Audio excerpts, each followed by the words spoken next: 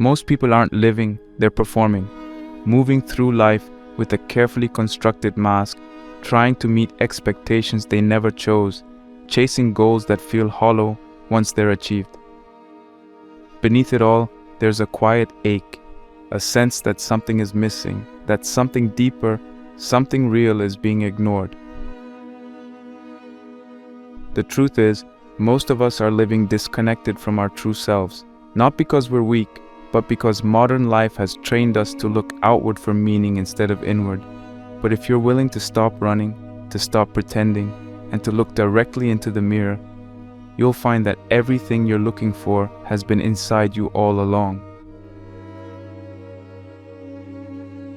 The journey inward isn't glamorous. It doesn't look like instant success or constant positivity. It looks like sitting with discomfort. It looks like peeling back the layers of your identity to discover what was placed there by society, by trauma, by fear, and what actually belongs to you.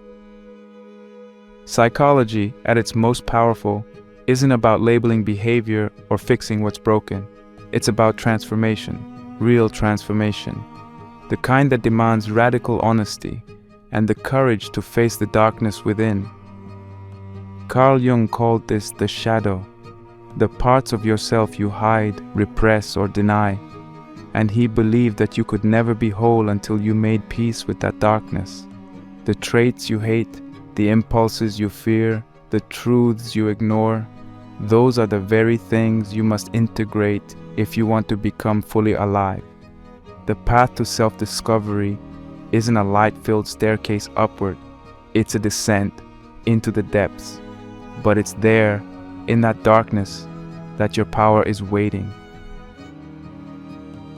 For others, the path begins with meaning.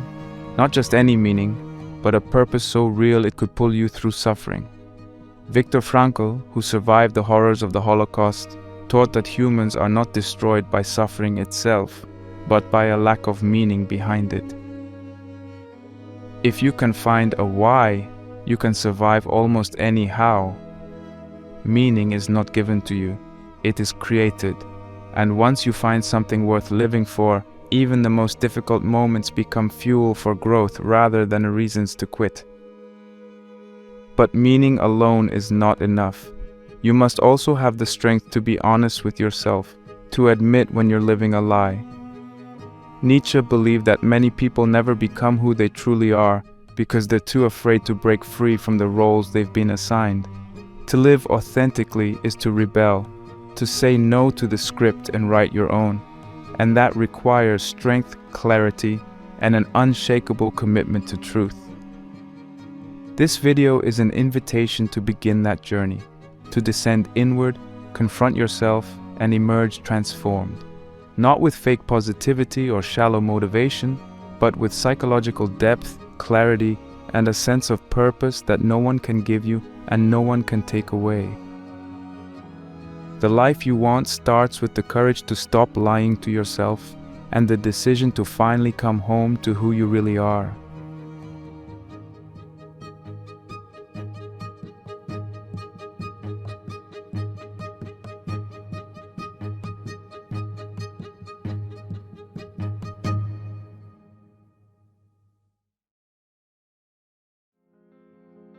Have you ever found yourself reacting impulsively, in a manner so uncharacteristic that it leaves you puzzled, questioning, who was that and where did it come from?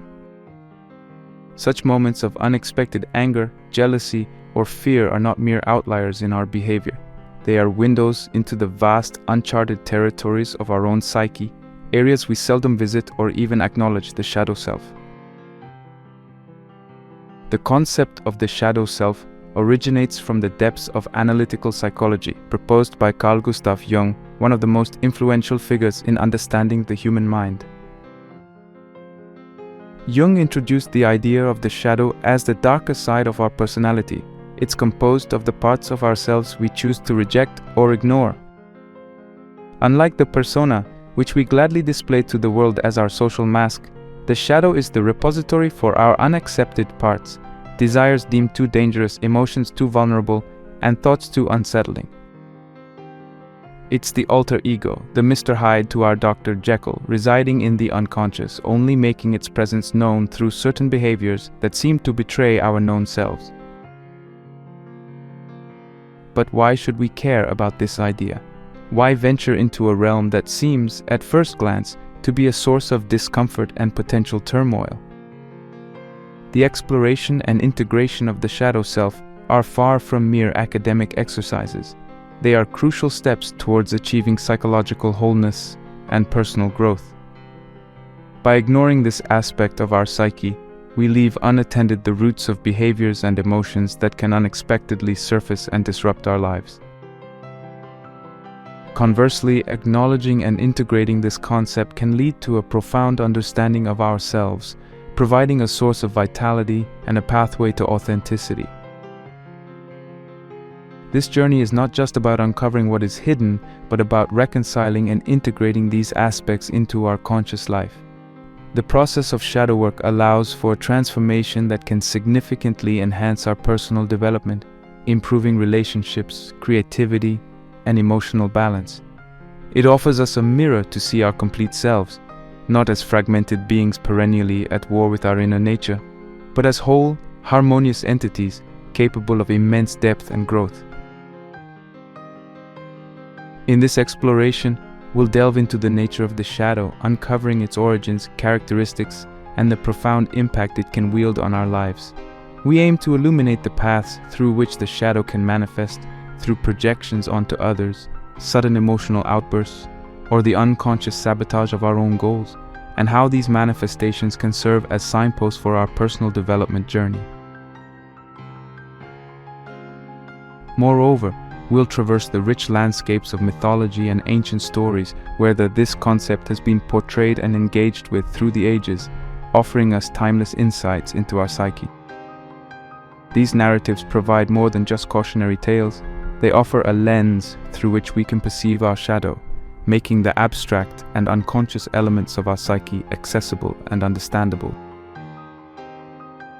The ultimate goal of this exploration is to guide you towards embracing your shadow, not as an adversary, but as an invaluable aspect of your being that, when integrated, can lead to a more authentic, fulfilled life. We'll equip you with the knowledge and tools necessary for this integration process, aiming to transform the way you perceive yourself and your darker aspects. In embarking on this journey together, we're not just seeking to confront or battle the shadow, but to understand and accept it as a vital part of our identity. This is not about vanquishing a part of ourselves, but about achieving a deeper, more compassionate understanding of who we truly are. Through this understanding, we pave the way for a more profound personal growth and the realization of our full potential.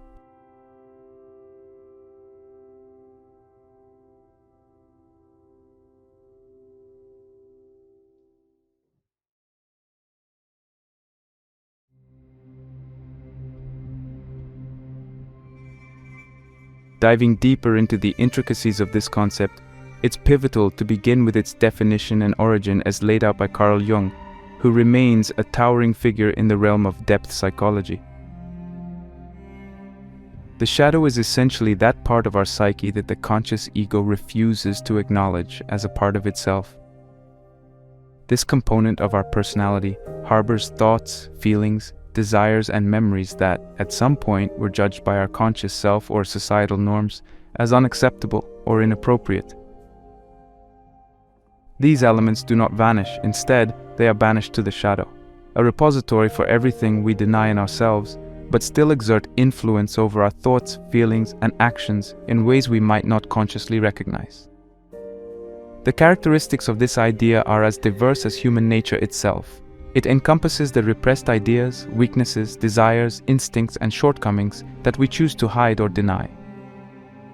The shadow can include traits that society typically views negatively, such as envy, greed, selfishness, or the capacity for cruelty. However, it's crucial to understand that the shadow also contains positive attributes, talents, and abilities we've sidelined, parts of our personality we've suppressed under societal or familial pressure to conform. It is not just the dark side of our psyche in terms of morality or ethics, but includes any aspect of ourselves that we have pushed out of our awareness. The formation of the shadow begins early in life. As children, we receive cues from family, educators, and society about what behaviors and traits are acceptable.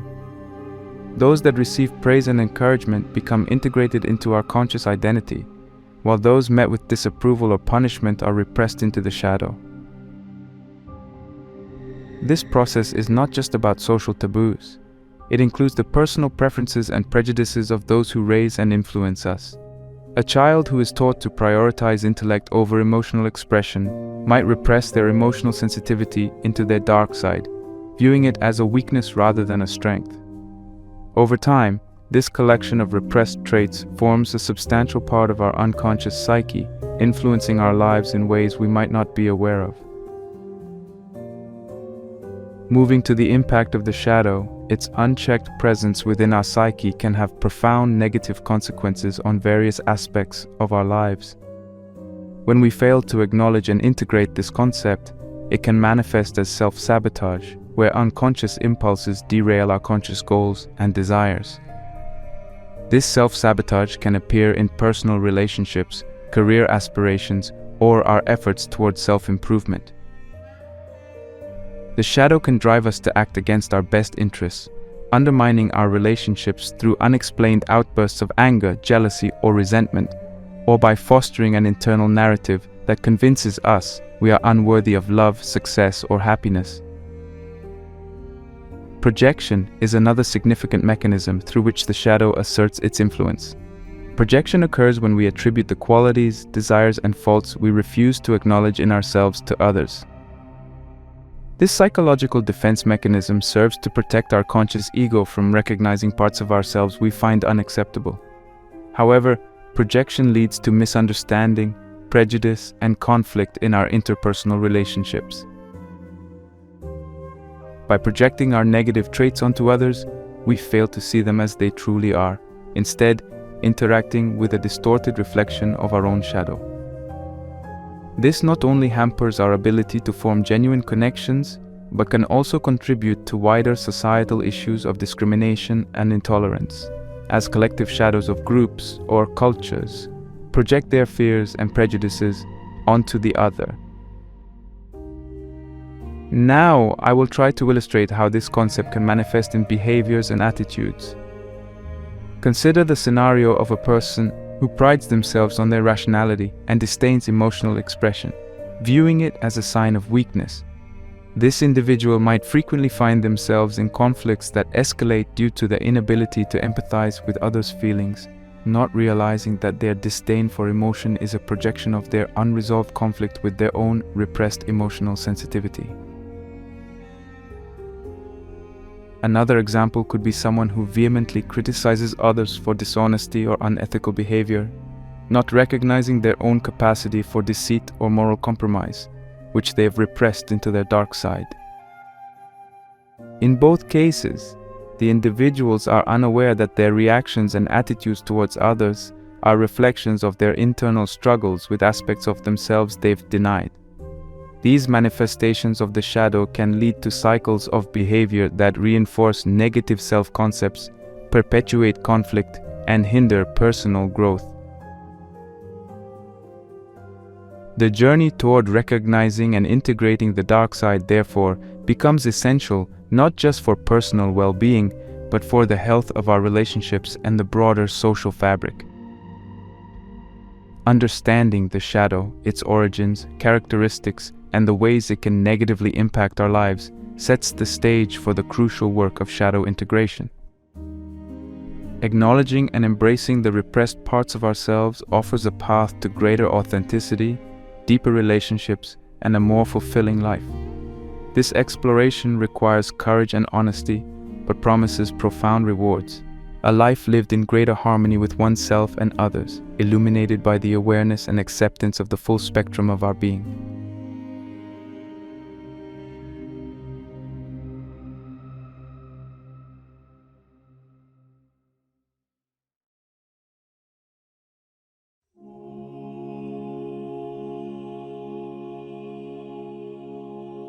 The exploration of mythology across cultures unveils a rich tapestry of stories that, beyond their entertainment value, serve a deeper psychological purpose.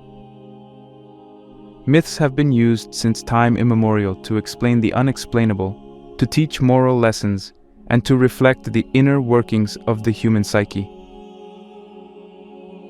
They are the collective dreams of societies, embodying the fears, desires, and values of cultures. Within these narratives lie profound insights into human behavior and psychological truths, particularly concerning the aspects of ourselves we least understand or fear to confront: the shadow. Carl Jung's concept of archetypes is instrumental in understanding the psychological underpinnings of mythology. Archetypes are innate, universal prototypes for ideas and may manifest in themes, symbols, or characters across various cultures, myths, and stories. These are not just mere cultural inventions, but emanate from the collective unconscious, a shared reservoir of human experiences and memories inherited from our ancestors. Among these archetypes, we find the shadow, representing the dark side of the human psyche. This archetype is not merely an individual experience, but a universal one, manifesting across various myths and legends, showcasing the ubiquity of our inner struggles with the parts of ourselves we deny or wish to hide. The story of Dr. Jekyll and Mr. Hyde, though not a myth in the traditional sense, serves as a potent allegory for this concept. Dr. Jekyll represents the socially acceptable persona, the conscious self that adheres to societal norms and values. Mr. Hyde, on the other hand, embodies Dr. Jekyll's repressed desires and instincts, his shadow. The transformation from Jekyll into Hyde illustrates the dangerous consequences of denying and repressing these darker aspects. Rather than integrating his shadow, Dr. Jekyll's attempts to separate and conceal it only give it more power, leading to his eventual downfall. This story mirrors the internal struggle many face in reconciling their public personas with their private desires and fears. In Greek mythology, the tale of the Minotaur trapped within the labyrinth can be interpreted as a metaphor for the shadow. The Minotaur, a creature both man and beast, represents the primal, animalistic instincts that lurk within the depths of our psyche, our shadow selves that we, like King Minos, attempt to hide away in the labyrinths of our unconscious. The hero's journey to slay the Minotaur, navigating the complex maze, parallels the individual's journey to confront and integrate their dark side. It's a powerful narrative on the necessity of facing our deepest fears and darkest aspects to find wholeness and harmony within ourselves. The dual nature of gods and heroes in various cultures further illustrates the universality of this concept. Many deities and legendary figures embody both virtuous and malevolent characteristics, reflecting the complex duality of human nature. These stories acknowledge that light cannot exist without darkness, and that virtue is often interwoven with vice. By presenting gods and heroes with flaws and dark impulses, mythology teaches us that the struggle with the shadow is an integral part of the human experience, one that even the divine cannot escape. Learning from mythology, we can begin to see our own shadows reflected in the tales of old. These stories offer us a mirror, revealing that the internal struggle with our darker aspects is a universal one. They encourage us to confront our darkness, not with fear or aversion, but with the understanding that this confrontation is necessary for growth and transformation.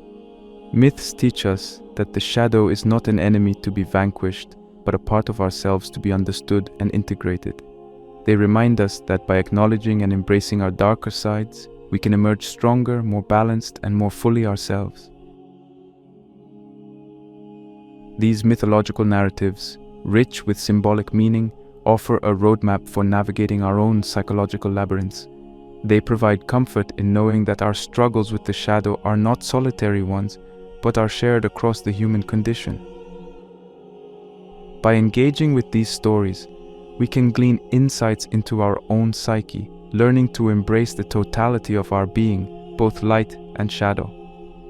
In doing so, we unlock the potential for profound personal growth, self-acceptance, and a deeper understanding of what it means to be human.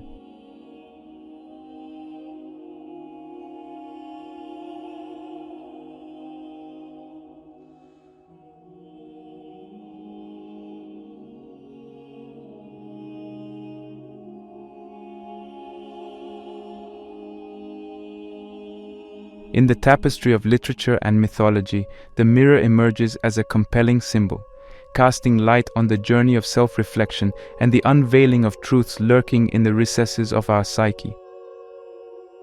This emblem transcends its physical function, beckoning us to peer deeper than our surface reflections, to confront the shadow that dwells within. Through the mirror, myths and stories unfurl a pathway to self-awareness, framing it as a tool not merely for introspection, but for the revelation of the concealed aspects of our personality, the shadow that we often choose to ignore or hide from view. The historical and cultural landscapes are rich with the symbolism of the mirror, serving as a medium for exploring themes of identity, truth, and self-awareness. In the Greek myth of Narcissus, the mirror of the water surface captures not just a reflection but a fatal attraction, leading Narcissus into a self-obsessed trance from which he cannot escape. This myth serves as a stark warning about the perils of excessive self-focus and the failure to acknowledge our dark side.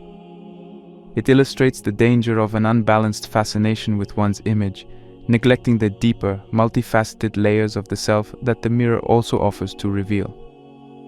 This narrative of reflection and revelation transcends cultural boundaries, with mirrors often portrayed as gateways to understanding one's deeper nature. These stories suggest that true self-awareness requires the bravery to face our entire selves, inviting us to confront not only our outward identities, but also the shadow that lies beneath. By engaging with the mirror's symbolism, we are encouraged to embark on a profound journey of self-discovery, to explore the hidden corridors of our being, and to integrate these revelations into a fuller understanding of ourselves. Psychologically, ancient tales that incorporate mirrors can be seen as allegories for the process of self-examination and the discovery of our shadow.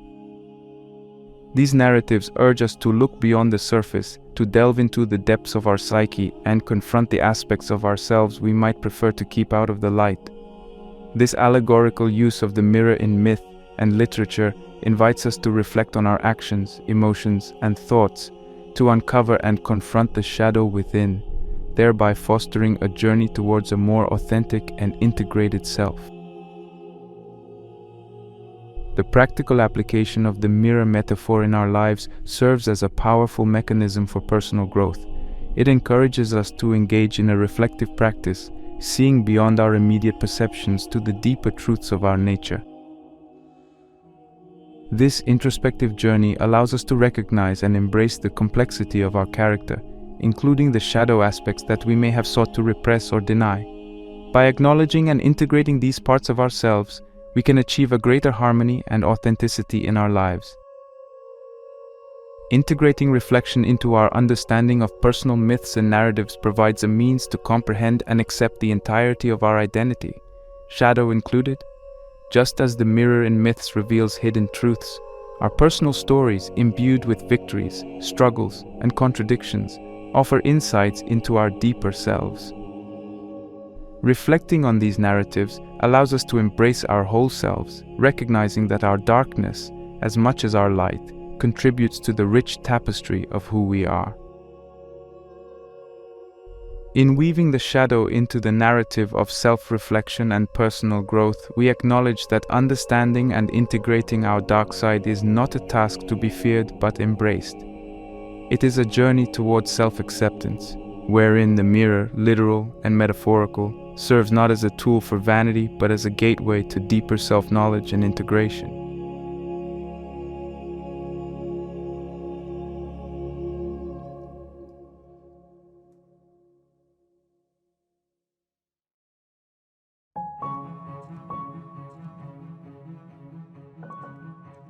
Encountering the deeper aspects of our psyche, particularly those parts we've pushed into the background, requires a deliberate and conscious effort.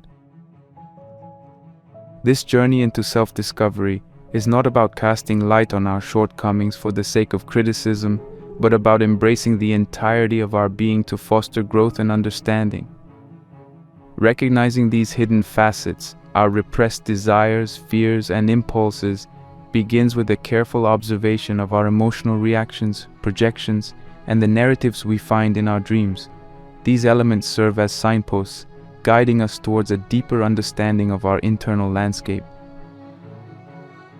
Emotional reactions, especially those that seem disproportionate to their triggers, can often be indicators of deeper issues lying beneath our conscious awareness.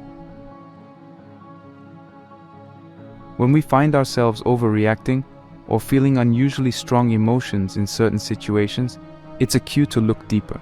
These intense emotions are often the result of unacknowledged parts of ourselves making themselves known. Similarly, the act of projection, where we attribute our own unacceptable feelings and thoughts to others, can reveal what we've been unwilling to confront within ourselves. Dreams, with their rich symbolism and capacity to bypass our conscious defenses, provide another valuable avenue for exploration. They can mirror aspects of our psyche that we've ignored or repressed, offering insights into our deeper selves. The practice known as shadow work is a method designed for this very exploration and integration. It's a process of delving into the deeper, often unexplored territories of the self, acknowledging the existence of these repressed parts and understanding their influence on our lives. Shadow work is not a journey to be undertaken lightly. It requires courage, honesty, and a willingness to face discomfort. Yet it is a profoundly rewarding practice that can lead to increased authenticity, self-acceptance, and a deeper connection to the self and others. Incorporating mindfulness, meditation, and journaling into shadow work enhances the process by fostering a space of non-judgmental awareness. Mindfulness, the practice of being present and fully engaged with the moment without judgment, allows us to observe our thoughts, feelings, and reactions as they are. This practice can help us become aware of the patterns that signal the influence of the repressed aspects of our psyche. Meditation deepens this process by quieting the mind and allowing for a more profound introspection. It can create the mental and emotional space necessary to confront and integrate these hidden parts of ourselves. Journaling acts as a complementary practice, providing a tangible way to document and process the insights gained through mindfulness and meditation. Writing about our experiences, emotions, and the symbols that arise in our dreams can help us articulate and understand the complex dynamics at play within our psyche. It allows us to trace the threads of our emotional reactions and projections back to their origins, offering clues to the nature of what we've pushed into the shadows. The journey of encountering and integrating these aspects of ourselves is a path toward wholeness. It involves recognizing the parts of ourselves we've hidden away, our vulnerabilities, fears, and unacknowledged desires, and understanding how they've shaped our lives. By doing so, we not only become more authentic and integrated individuals, but also improve our relationships with others. Understanding our projections helps us see others more clearly, free from the distortion of our unacknowledged traits. This process of deep introspection, acceptance, and integration is transformative. It does not mean that we become perfect or that we no longer have aspects of ourselves that challenge us. Rather, it means that we become more aware of the complexity of our nature and more accepting of ourselves as multifaceted beings. We learn to embrace the full spectrum of our humanity, understanding that our darker aspects, just like our areas of light and strength, are integral to who we are. This acceptance brings with it a sense of peace and a deeper capacity for compassion towards ourselves and others. The practice of recognizing and integrating these deeper aspects of ourselves is a journey of profound personal growth. It requires mindfulness, reflection, and a willingness to face the discomfort of confronting what we've repressed. Yet, the rewards of this journey are immeasurable, leading to a life of greater authenticity, self-acceptance, and compassion. Through this process, we learn not only to understand ourselves more deeply, but also to navigate the world with a greater sense of empathy and connection.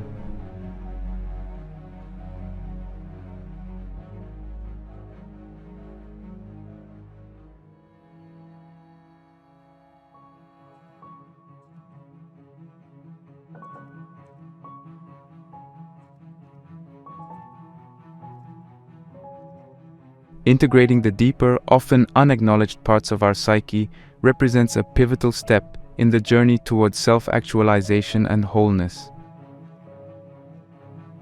This process, far from being an end to self-improvement, marks the beginning of a richer, more nuanced engagement with life.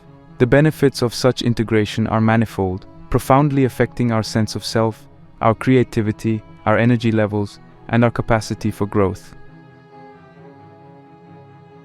By embracing the full spectrum of our personality, including those aspects we might have previously shunned or ignored, we pave the way for a more authentic existence. Authenticity here is not merely about honesty with others, but living in alignment with our true selves, unencumbered by the need to repress or deny parts of our nature. This newfound authenticity fuels creativity by unlocking the doors to a vast inner landscape previously cordoned off. The parts of ourselves that we push into the shadows often contain untapped wellsprings of creativity and innovation. By integrating these aspects, we allow ourselves access to a broader range of emotions, experiences, and viewpoints, enriching our creative endeavors. Moreover, this integration process liberates a significant amount of psychic energy previously devoted to maintaining the barriers between our conscious awareness and the repressed parts of our psyche. This energy can then be redirected toward more constructive and fulfilling pursuits, enhancing our engagement with life and our capacity for joy and satisfaction. Personal growth is perhaps the most profound benefit of integrating these deeper aspects of ourselves. This growth is not linear but expansive, opening us up to new dimensions of experience and understanding. It involves developing a more compassionate and comprehensive relationship with ourselves, recognizing our multifaceted nature, and learning to navigate the complexities of our inner world with grace and wisdom. This journey toward integration fosters resilience, adaptability, and a deeper sense of connection with others as we become more attuned to the nuances of human experience. The path to integration involves several practical steps, each requiring intentionality and commitment. The first step is acknowledgement, a process that involves shining a light on the parts of ourselves that we have been avoiding. This step is crucial and can be challenging, as it requires us to confront aspects of our personality or experiences that we may find uncomfortable or painful. Acknowledgement is not about self-judgment, but about recognizing the existence of these aspects as part of our overall being. Understanding the origins of these traits and experiences is the next step. This involves exploring the roots of our behaviors, emotions, and thought patterns, seeking to understand how they came to be repressed or denied. This exploration can uncover the impact of past traumas, societal conditioning, or family dynamics, providing insights into why we might have felt the need to distance ourselves from certain parts of our being. Acceptance follows understanding, marking a critical phase in the integration process. Acceptance does not imply resignation or complacency, but rather a compassionate embracing of our entire self. It involves recognizing that every aspect of our personality, even those we might have judged harshly, has contributed to the person we are today. This step is vital for moving beyond conflict and division within ourselves, fostering a sense of internal harmony and peace. For many, the journey of integration is facilitated by therapeutic assistance, especially when dealing with deeper, more complex issues. Professional guidance can provide a supportive and structured environment for exploring the depths of our psyche. Therapists trained in depth psychology, Jungian analysis, or other relevant modalities can offer invaluable insights and tools for navigating this process. They can help us to safely confront and work through the challenges that arise, ensuring that we do not become overwhelmed by the intensity of the emotions or memories that may surface. Therapy can also provide a mirror for our experiences, reflecting back to us the parts of ourselves that we might have difficulty seeing clearly, facilitating a deeper understanding and acceptance. The journey toward integrating the deeper aspects of our being is both challenging and profoundly rewarding. It offers a pathway to a more authentic, creative, and energized life marked by continuous personal growth. This process requires courage, patience, and a willingness to engage with the complexities of our inner world. With the right support and a commitment to self-exploration, integration can transform our relationship with ourselves and the world around us, leading to a life of greater fulfillment and meaning.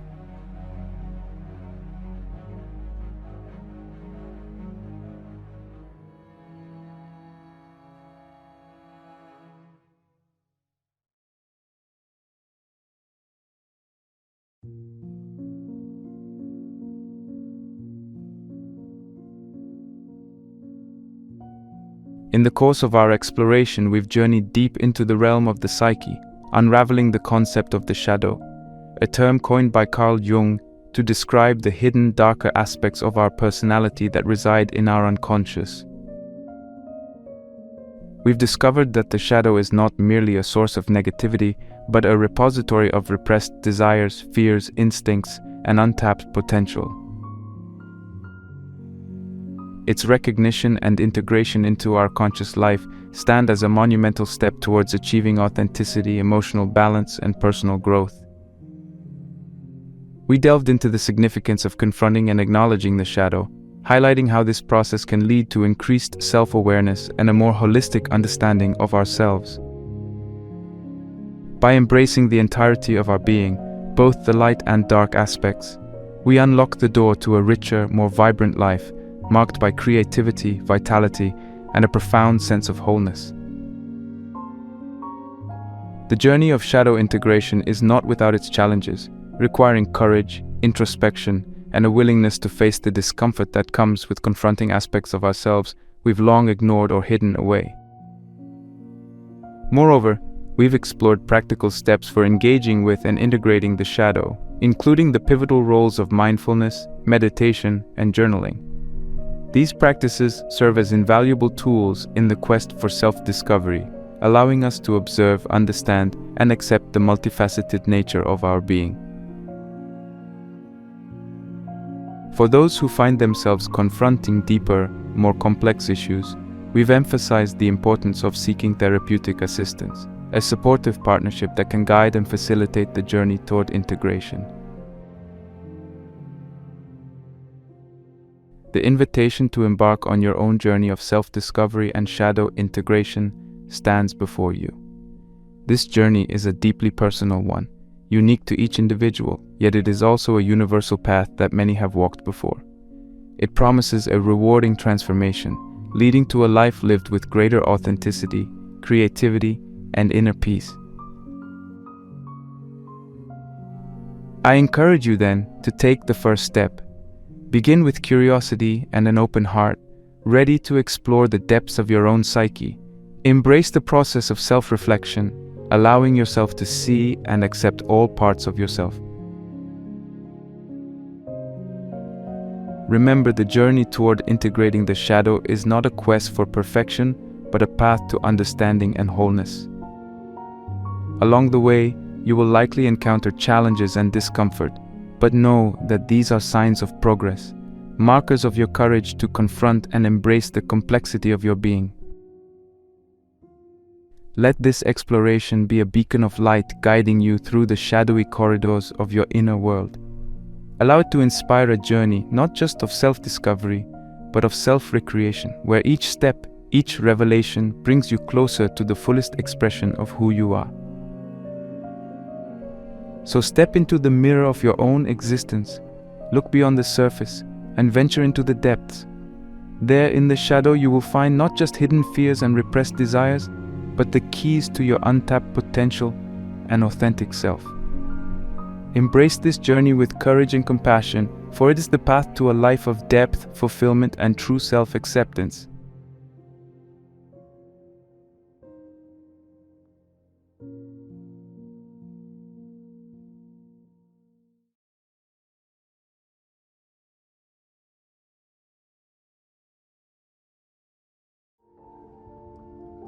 What if I told you that your suffering, your struggles, and even your deepest pain could be the key to an unshakable sense of purpose?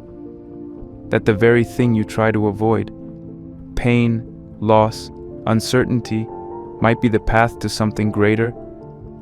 It might sound strange, even uncomfortable, but history has shown us that some of the most extraordinary individuals didn't find meaning in a life free of hardship.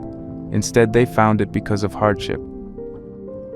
This is what Viktor Frankl, a man who survived one of the darkest chapters in human history, discovered. And it's a discovery that could completely change the way you see your own life. Imagine being stripped of everything: your home, your family, your identity. Imagine being forced into a concentration camp, knowing that every single day could be your last. This was Viktor Frankl's reality. A Jewish psychiatrist living in Austria during World War II, Frankl was sent to the Auschwitz concentration camp in 1942. He lost his wife, his parents, and nearly everyone he loved. He had no idea if he would survive another day. Yet, even in those unimaginable conditions, he noticed something remarkable. Some prisoners, despite enduring the same suffering, held on to a sense of purpose. They were the ones who found reasons to keep going, even when everything seemed hopeless. They gave their last piece of bread to others. They encouraged those who were about to break. They carried themselves with a quiet dignity despite the horror surrounding them. And in many cases, they were the ones who lasted the longest. Frankl's experience in the camps became the foundation of his life's work. He wrote about it in his famous book, Man's Search for Meaning, which has been read by millions of people around the world. His core idea was simple yet profound. The primary motivation in human life is not pleasure, as Freud believed, nor power, as Adler believed, but meaning. When people have a strong reason to live, something that matters more than their suffering, they can endure almost anything. It's not the external circumstances that determine whether we survive and thrive. It's the internal sense of purpose that we carry within us. This brings us to the central question of this video. What makes life truly meaningful? If Frankl was right, then meaning is not something we passively receive, it's something we must actively find. It's not given to us by wealth, fame, or comfort. It's something deeper, something personal.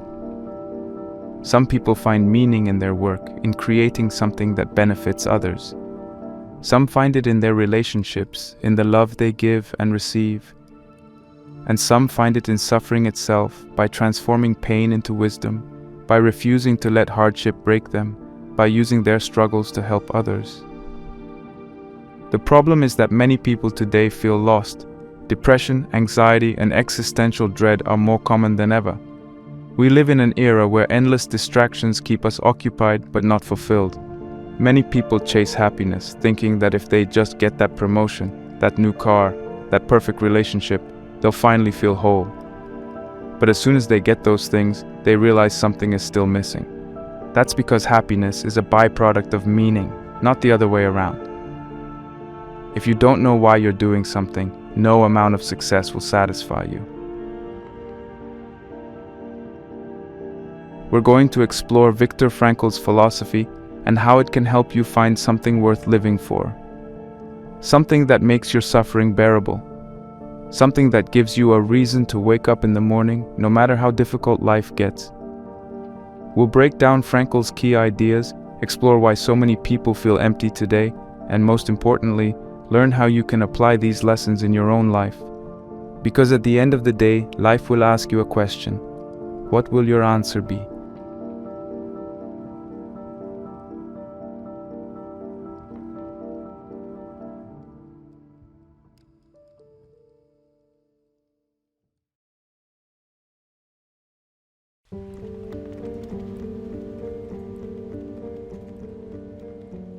Viktor Frankl was not just another philosopher or psychologist writing about abstract theories from the comfort of an academic office. He lived through one of the darkest periods in human history and emerged with insights that continue to impact millions of lives today. Born in Vienna, Austria in 1905, Frankl was drawn to psychology and philosophy from a young age. He was particularly interested in understanding the human mind and what drives people's actions. As a student, he studied under two of the greatest psychological thinkers of the time, Sigmund Freud, who believed that human behavior was driven by the pursuit of pleasure, and Alfred Adler, who argued that the fundamental human drive was a desire for power and superiority. But Frankl wasn't fully convinced by either theory. He believed there was something deeper at play, something neither pleasure nor power could fully explain. This belief would be put to the ultimate test when he was forced into the horrors of a Nazi concentration camp. In 1942, Frankl, along with his wife and family, was arrested and sent to a concentration camp simply because they were Jewish. He lost everything overnight: his career, his freedom, his family.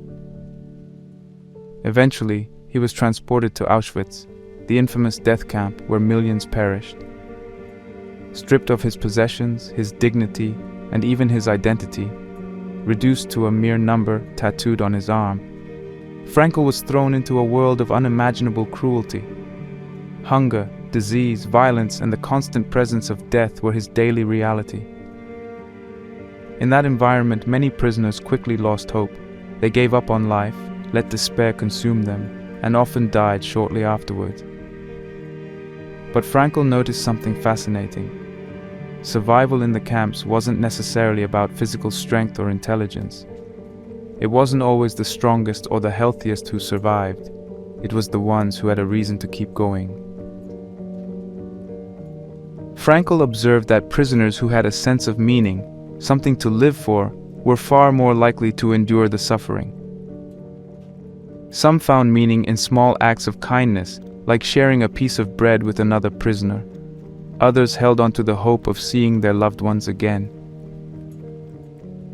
Frankl himself survived in part by imagining himself giving lectures about his experiences after the war, teaching people about the power of meaning. He would close his eyes and see himself in a warm lecture hall speaking to students about the lessons he had learned in Auschwitz.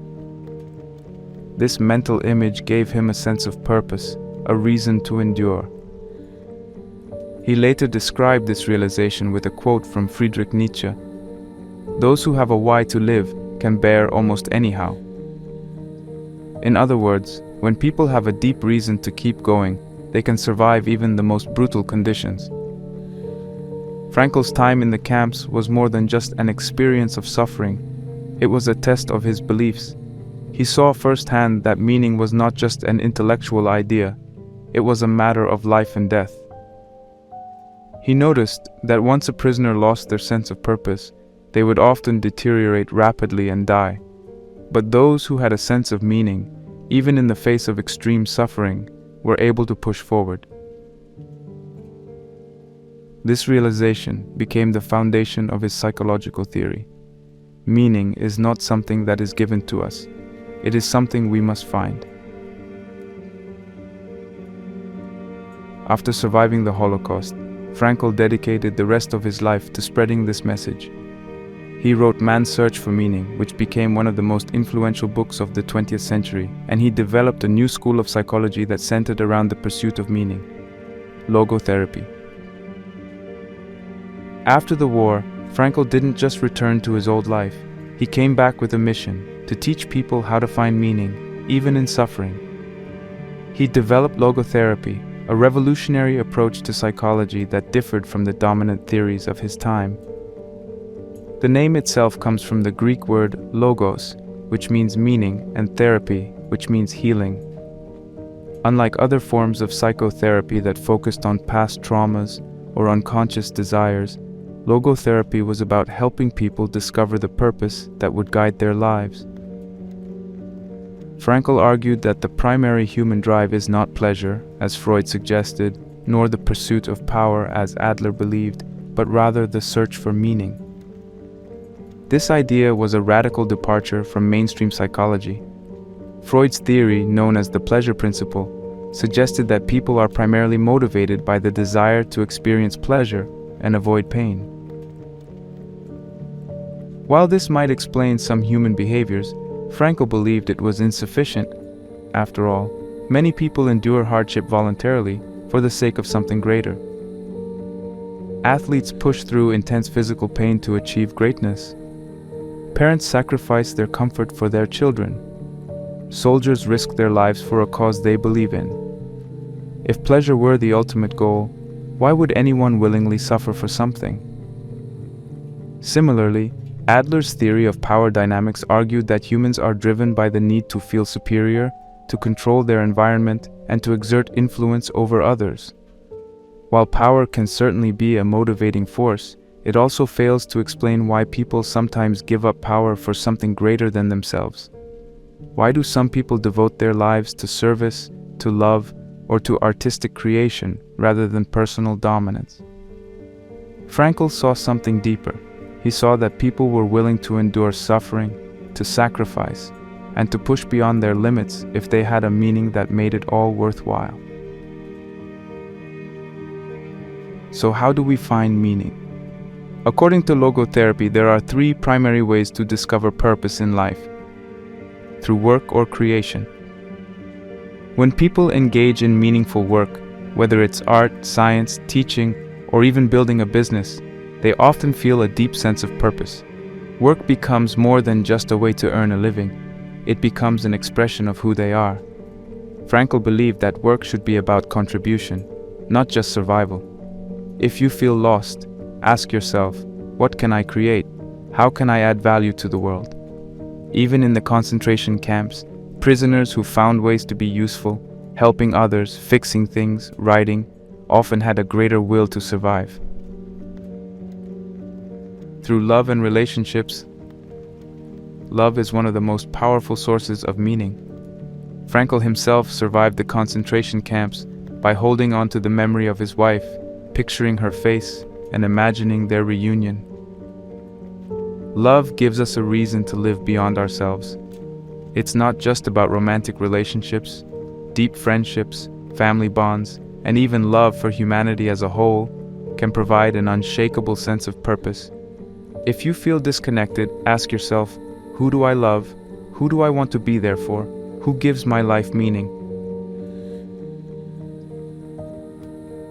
Through suffering and struggle, perhaps the most profound and difficult source of meaning comes from suffering itself. Frankl argued that when suffering is unavoidable, we must find a way to give it meaning. He saw this firsthand in Auschwitz. Some prisoners, despite unbearable conditions, found ways to turn their pain into something greater. They refused to let suffering break them. They used their hardship as a way to grow, to learn, to deepen their character. If you're going through a difficult time, ask yourself, how can I use this pain? How can I turn my struggle into strength? Frankl's message is clear. Meaning is not something you wait to receive. It is something you actively seek. You don't find meaning by chasing happiness. You don't find it by avoiding suffering. You find it by dedicating yourself to something greater than yourself. Whether it's through your work, your relationships, or even your struggles, meaning is always within reach. The question is, are you willing to look for it?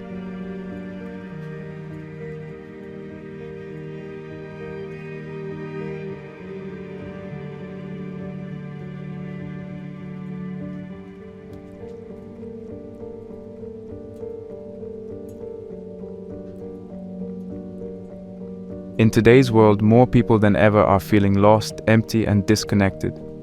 Depression and anxiety are on the rise, and many people struggle to find a real sense of purpose in their lives. Despite having access to more technology, entertainment, and comfort than any generation before us, there is a growing feeling that something is missing. This feeling isn't just personal, it's widespread. You see it in the number of people turning to distractions like social media, binge-watching shows for hours, endlessly scrolling through their phones, or chasing temporary pleasures that never seem to satisfy them. Why is this happening? Why do so many people feel like they have no direction in life? The answer lies in something Viktor Frankl called the existential vacuum, a deep emptiness that comes from a loss of meaning. Frankl observed that many people, especially in modern society, experience a lack of real purpose in their lives. He argued that when humans lose a sense of meaning, they don't just remain neutral, they start to suffer. This suffering may not always appear as dramatic existential despair. Sometimes it shows up as a quiet sense of emptiness, boredom, or restlessness. People try to fill this void in different ways. Some turn to pleasure, seeking happiness in entertainment, sex, food, or substances. Others look for success and status, believing that wealth or fame will finally make them feel whole. Some people try to escape through constant distraction, keeping themselves busy with social media, video games, or endless work. But no matter how much they consume, buy, or achieve, the emptiness never fully disappears. That's because these things don't address the real problem, a lack of meaning. One of the biggest reasons this crisis has worsened in modern times is the rise of nihilism, the belief that life has no inherent meaning. With the decline of traditional values, religion, and community structures, many people struggle to find a reason to exist beyond basic survival.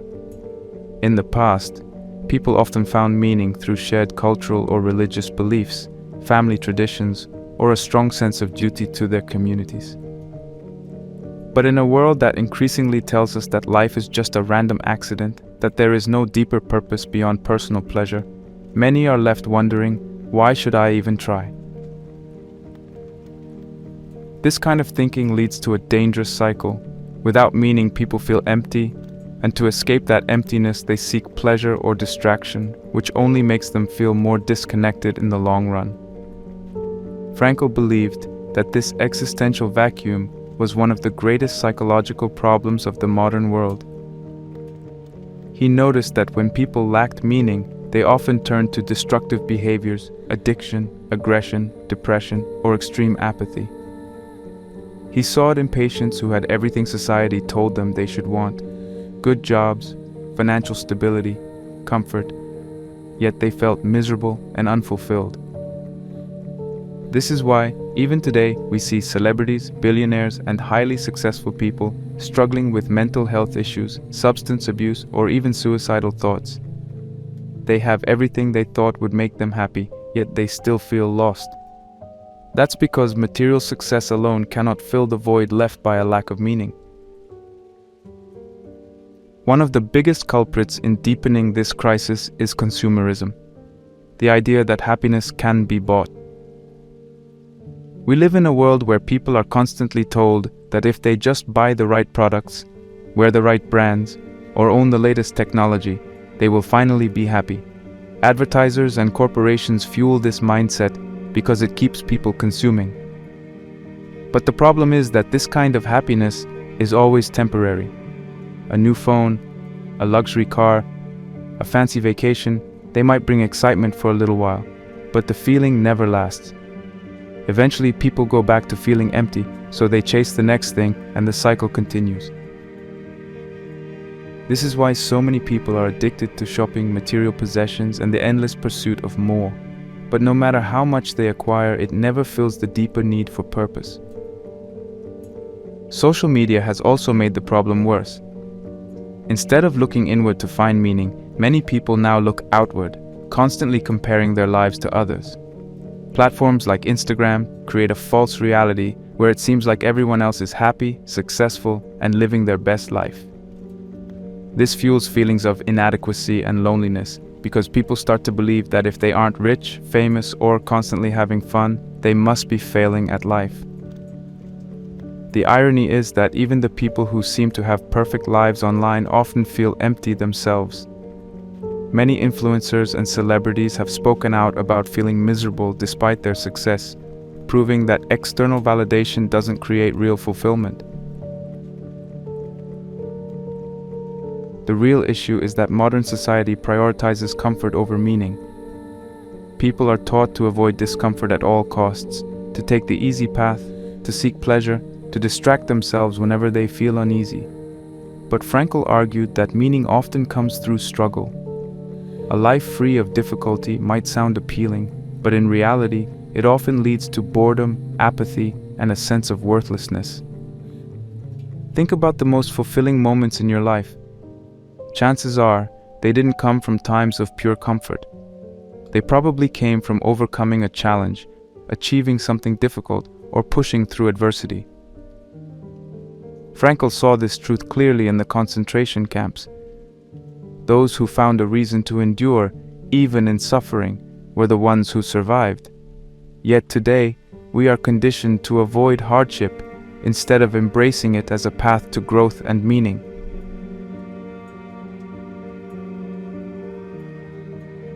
So what's the solution? How do we break free from this cycle of emptiness and find real meaning? The answer is to stop looking for happiness and start looking for purpose. Happiness is a fleeting emotion, it comes and goes. But meaning is deeper, it gives you something to live for even when life is hard.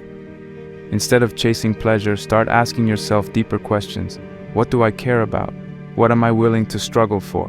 What impact do I want to have on the world? True fulfillment comes from dedicating yourself to something greater than yourself. Whether it's creating something valuable, helping others, pursuing a passion, or growing as a person. Frankl's philosophy teaches us that we don't have to be victims of modern emptiness. We have the power to create meaning in our own lives. The problem is that most people don't take the time to reflect on what truly matters to them. They get caught in the distractions of the modern world, numbing themselves with entertainment, consumption, or temporary pleasures. But if you want to live a meaningful life, you have to consciously choose meaning over mindless distraction. You have to be willing to embrace struggle, to seek out purpose, and to dedicate yourself to something beyond yourself. At the end of the day, the choice is yours.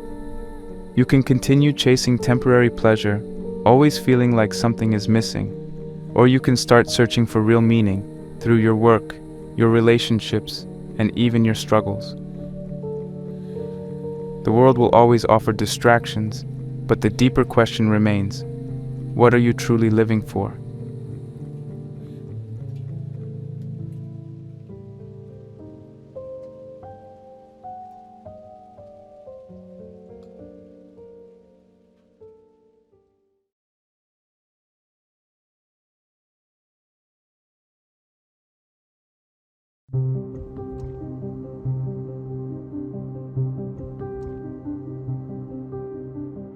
One of the most powerful ways to find meaning in life is through work and contribution. Work is not just about earning money or passing the time, it's about creating, building, and contributing to something larger than yourself.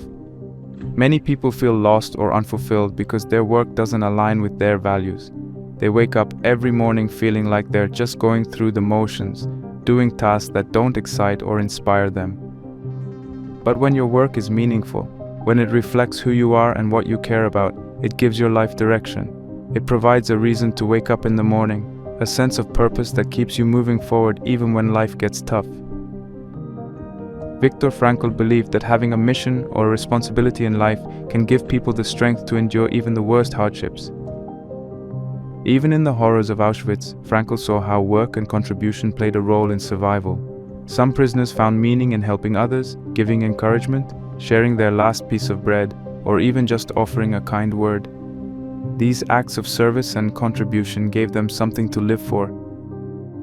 Frankl himself took on the role of a doctor in the camps, using his knowledge of psychology to help fellow prisoners cope with the trauma they were experiencing. He had nothing, not even freedom, but he still found a way to contribute. He later wrote that those who had a sense of responsibility towards something, whether it was their family, their work, or a personal mission, were more likely to survive. This proves a fundamental truth. When you feel that your work matters, you are willing to endure difficulties to see it through. Many people throughout history have turned their suffering into purpose through meaningful work. Holocaust survivors who lost everything went on to build new lives, not just for themselves but for others. The same pattern can be seen in ex-prisoners who, after experiencing years of hardship, went on to help rehabilitate others, guiding young people away from crime. Trauma victims, too, have used their experiences to become therapists, social workers, and activists, ensuring that no one else has to suffer alone. The lesson here is clear. Your work can be a source of meaning if it aligns with something deeper than just survival or personal gain. But how do you find meaningful work? The key is to align your work with your values. Ask yourself, what do I care about? What kind of impact do I want to have? If your current job doesn't give you that sense of fulfillment, look for ways to bring meaning into it. Sometimes it's not about the job itself, but about how you do it. A teacher, for example, can see their work as just a way to pay the bills, or they can see it as an opportunity to shape the next generation. A janitor in a hospital might think they're just cleaning floors, or they might recognize that their work helps create a safe, sanitary space for patients to heal. The way you frame your work matters just as much as the work itself. If you're in a job that feels meaningless, consider creating something bigger than yourself. This could mean starting a side project that reflects your passion, volunteering, or even shifting careers if necessary. Many people feel stuck because they believe work is just about survival, but work should be about expression, service, and impact. Maybe you're passionate about art. How can you use that to create something meaningful?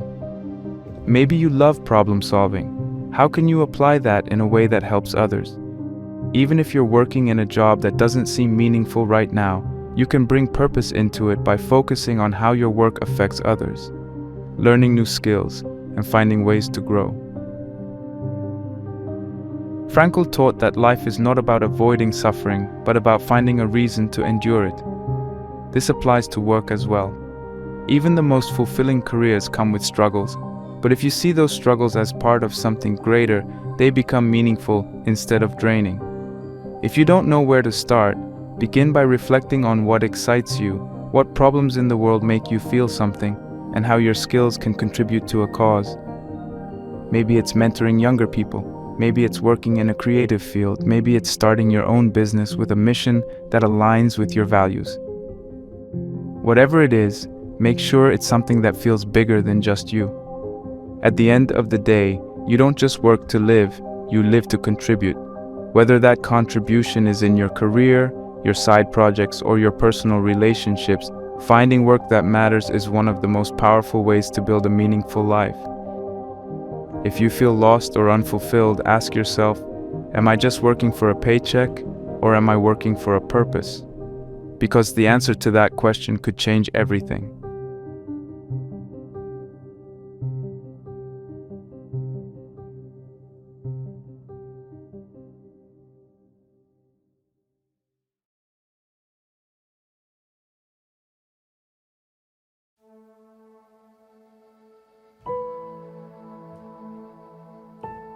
One of the deepest sources of meaning in life comes from love and relationships.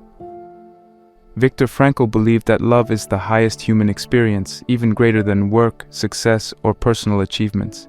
He saw love as something that gives life purpose, something that makes suffering bearable, and turns ordinary moments into something profound.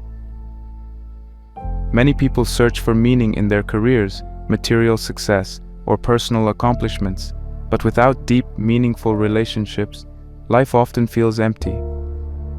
Love, whether it's romantic love, the love of family, or the bond of true friendship, connects us to something beyond ourselves. It reminds us that we are not alone and that our existence matters to others. Frankl's belief in the power of love was not just an abstract idea, it was something he experienced firsthand in Auschwitz. While he was imprisoned, suffering from starvation, exhaustion, and the constant fear of death, the thought of his wife kept him alive.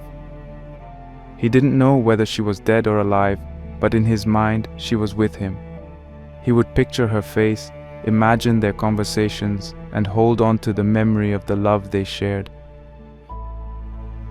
Even though he had nothing, no possessions, no freedom, no certainty about the future, the thought of his wife gave him the strength to endure. This was one of his most powerful realizations. Even in the most hopeless situations, love can sustain us. It doesn't have to be physical or even reciprocated at that moment. Just knowing that love exists, that we have given and received love in our lives, can give us the courage to keep going. But love is not just about romance. Many people think that love is only about finding a soulmate, but Frankl saw love as something much bigger. Love can be found in deep friendships, in family bonds, and in acts of kindness toward others. Some of the most meaningful relationships in life are not based on romance, but on connection, loyalty, and shared experiences. A true friend who stands by you in hard times, a parent who sacrifices for their child, a mentor who guides you, these are all forms of love that give life meaning. If you think about the moments in your life that have meant the most, chances are they involve the people you love.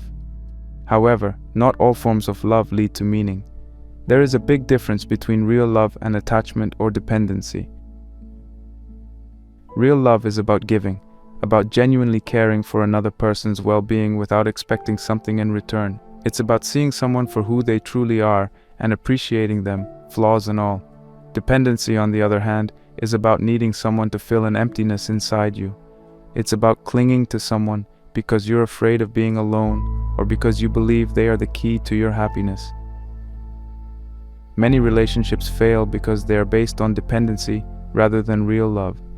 When we expect another person to complete us or fix our emotional wounds, we set ourselves up for disappointment.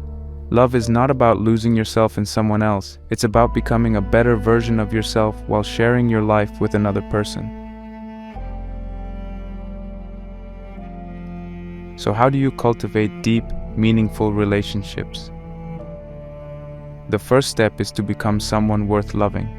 Many people focus on finding the right person, but the truth is, a strong relationship starts with being the right person. This means developing your character, working on your emotional health, and becoming someone who brings value to others. If you want meaningful friendships, ask yourself, am I a good friend? Do I listen, support, and encourage others? If you want a deep romantic relationship, ask, am I emotionally mature? Do I bring positivity and strength into a relationship? Or do I expect the other person to make me happy? True love is built on mutual respect, trust, and personal growth. Another key to meaningful relationships is being present. In today's world, many relationships suffer because people are too distracted. Social media, work stress, and personal insecurities often get in the way of truly being with the people we care about. How often do we sit with friends or family but spend most of the time looking at our phones? How many relationships weaken because one or both people stop making an effort to connect?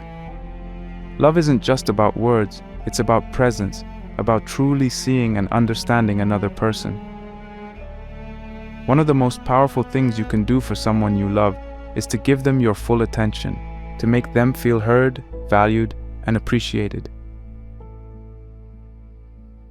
Building strong relationships also requires vulnerability. Many people struggle with deep connections because they are afraid to open up. They fear rejection, betrayal, or being seen as weak. But true intimacy, whether in friendships, family, or romance, comes from allowing yourself to be seen. This means sharing your thoughts, fears, and dreams with those you trust. It means being honest, even when it's uncomfortable. Frankl believed that love was one of the most powerful forces in human existence because it allowed people to transcend themselves. When we truly love someone, we put their well-being above our own, we make sacrifices, and we commit to something greater than just our individual needs. Finally, meaningful relationships require forgiveness and patience. No relationship is perfect. There will always be misunderstandings, conflicts, and moments of frustration. But love is not about perfection, it's about commitment and growth. Many relationships fail because people expect flawless compatibility instead of seeing challenges as opportunities to grow together. Instead of walking away at the first sign of conflict, strong relationships are built by learning to work through differences, communicate honestly, and forgive each other's imperfections. Love is a choice that we make every day, to show up, to care, to support, and to stay committed even when things aren't easy. At the end of the day, love is what makes life worth living. It's what gives meaning to our struggles and joy to our successes. When we are loved, we feel seen, understood, and valued. When we love others, we step outside of our own ego and contribute something meaningful to another person's life. Frankl believed that the greatest fulfillment comes from giving ourselves to something greater, and there is no greater purpose than love. Whether it's in a romantic relationship, a deep friendship, or the love we give to the world through kindness and service, love is what connects us to something beyond ourselves. So ask yourself, who do I truly love, and how can I love better? Because at the end of life, when everything else fades, the only thing that truly matters is the love we gave and the love we received.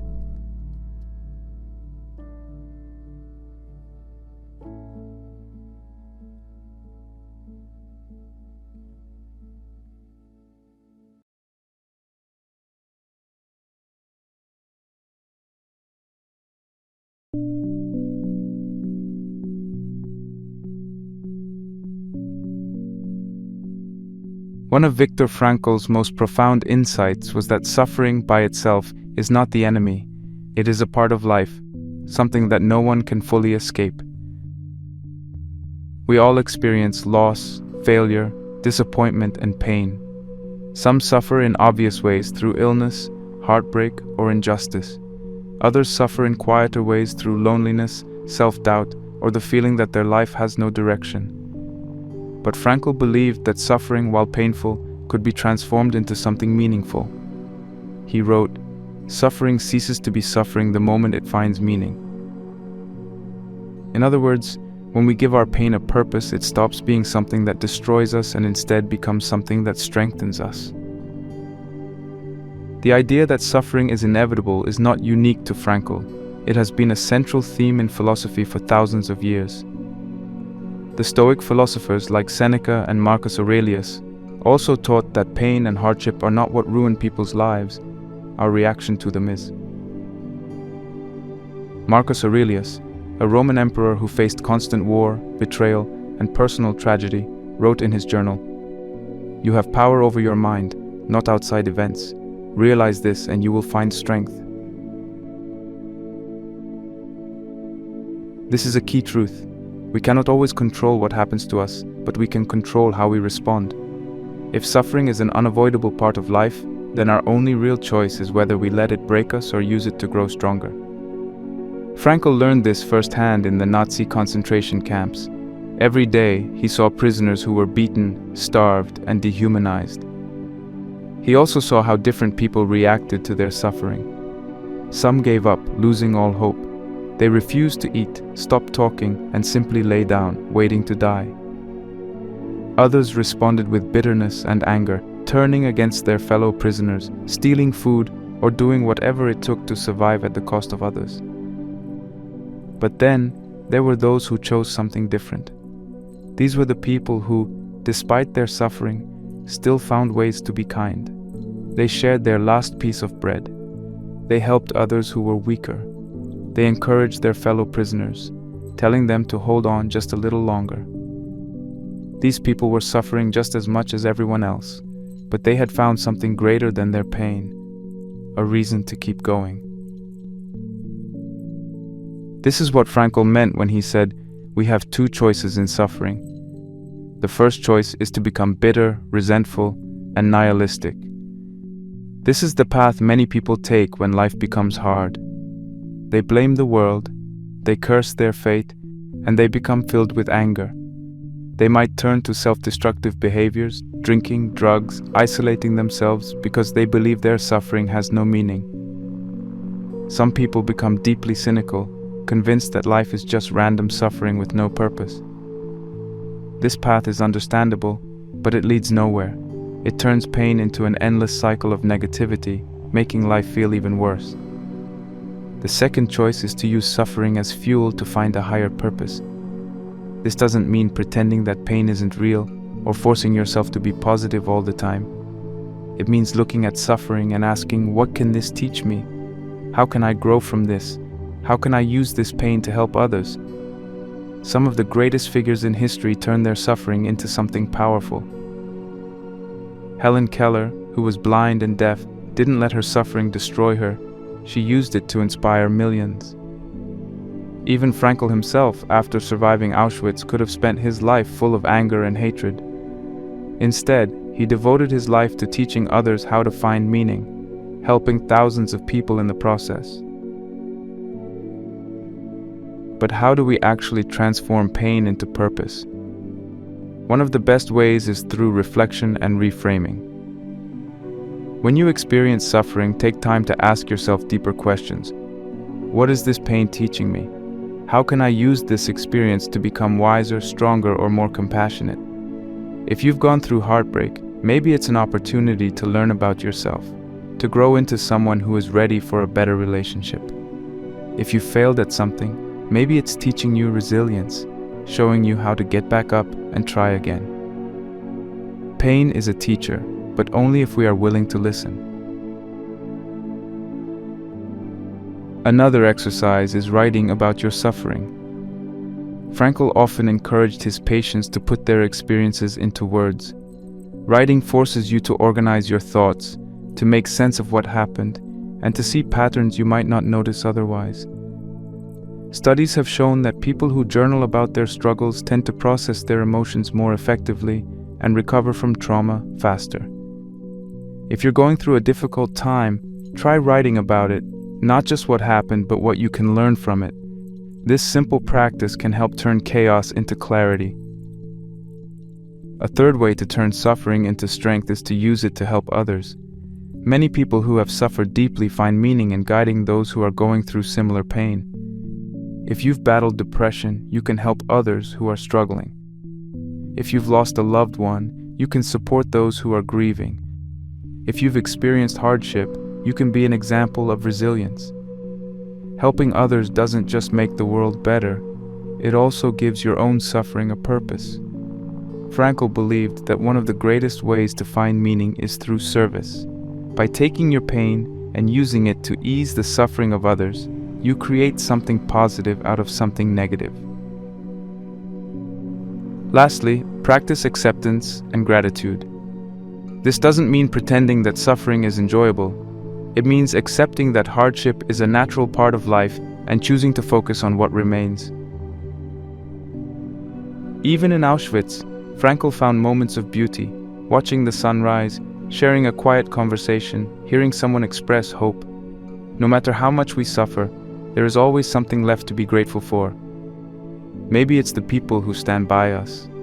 Maybe it's the lessons we've learned. Maybe it's simply the fact that we are still here, still capable of growing, still able to find meaning.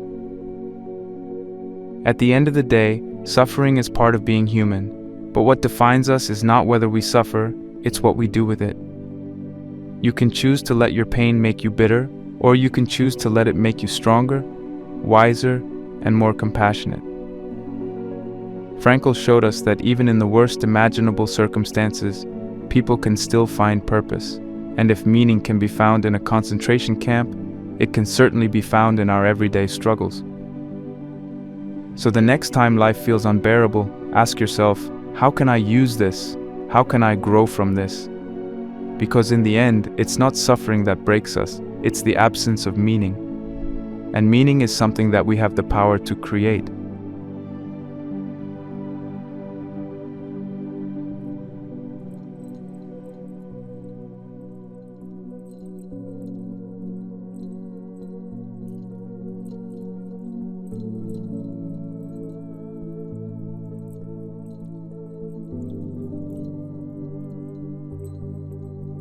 One of the most powerful lessons Viktor Frankl teaches us is that true strength comes from within.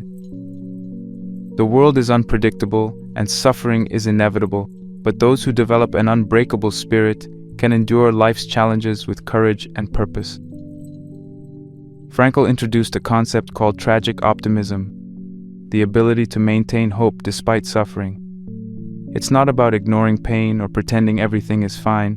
It's about recognizing that even in the worst situations, there is always a possibility for growth, for meaning, and for transformation. This kind of optimism is not based on blind positivity, but on the belief that life always holds the potential for purpose, no matter how difficult things become.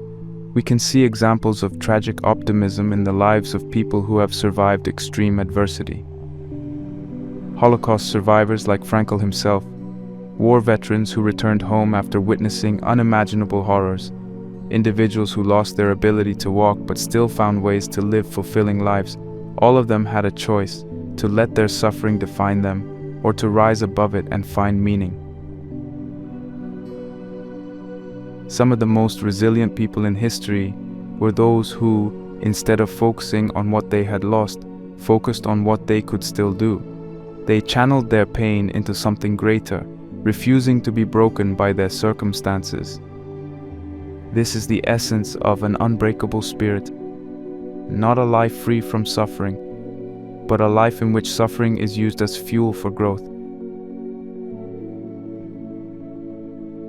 How do we build this kind of mental resilience? The first step is to change how we see struggle. Many people see hardships as a sign that something is wrong, that life is unfair, or that they are being punished. But what if suffering is not an obstacle, but a teacher? If we start to see challenges as opportunities for strength, then every difficulty becomes a chance to grow. Frankl believed that those who embraced their suffering, who actively searched for meaning in it, were the ones who survived and thrived. When life gets hard, instead of asking, "Why is this happening to me?"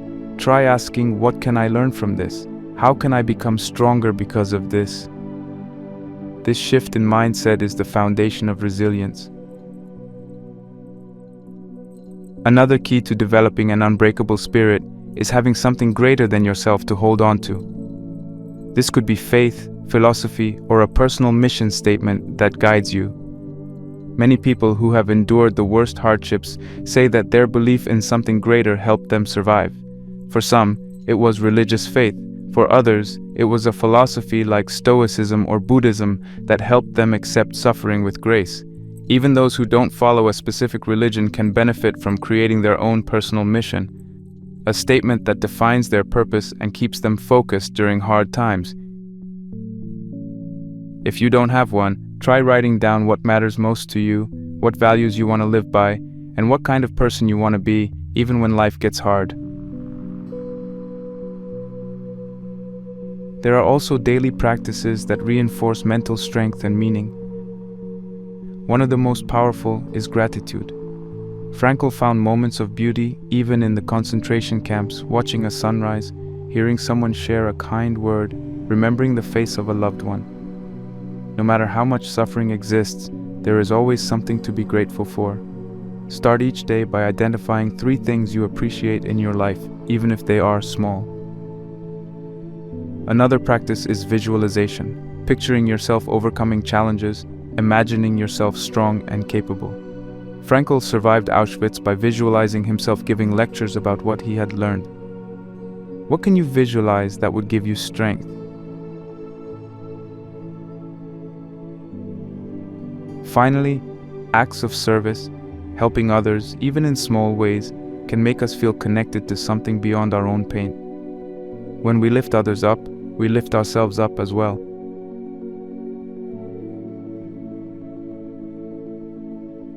At some point in life, we must ask ourselves, what would I die for? This is not just a dramatic question, it is perhaps the most important question of all. It forces us to confront what truly matters, to strip away the superficial concerns of daily life, and to identify our deepest values. Most people spend their lives avoiding death, chasing comfort, and seeking safety. But true meaning is not found in safety. It is found in devotion to something greater than ourselves. Frankl believed in self-transcendence, the idea that the greatest fulfillment comes from living beyond oneself. When people dedicate their lives to something greater than their personal happiness, they become truly alive. History is filled with examples of individuals who found meaning not in seeking an easy life, but in sacrifice and purpose. Mahatma Gandhi dedicated his life to nonviolent resistance. Martin Luther King Jr. was willing to risk everything for civil rights. These people didn't just ask, "What makes me happy?" They asked, "What is worth suffering for?" And it's not just real historical figures. This theme runs through the greatest stories and fictional characters as well. Think of characters like Frodo Baggins in The Lord of the Rings.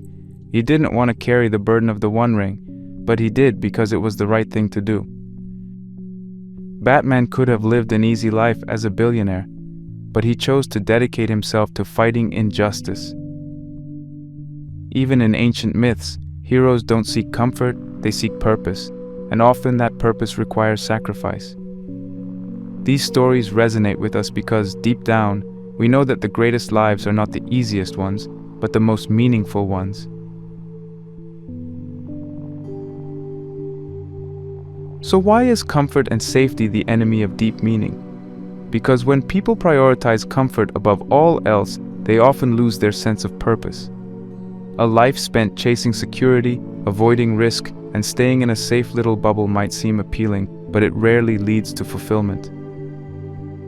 Many people who achieve financial success and an easy lifestyle still feel empty because they have nothing truly worth struggling for. Meaning requires challenge. It requires devotion to something beyond the self.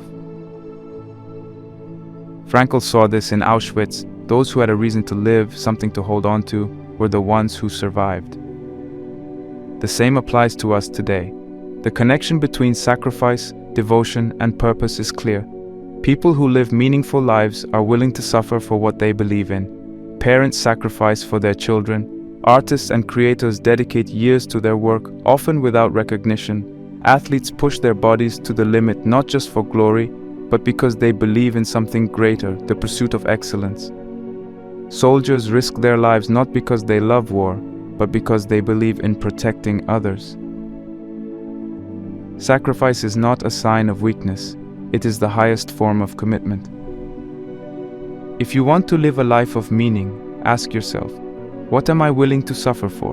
What am I willing to dedicate my life to, even if it's hard? Because the answer to that question is the key to finding your purpose. It is not about what makes you comfortable or what brings you pleasure in the short term.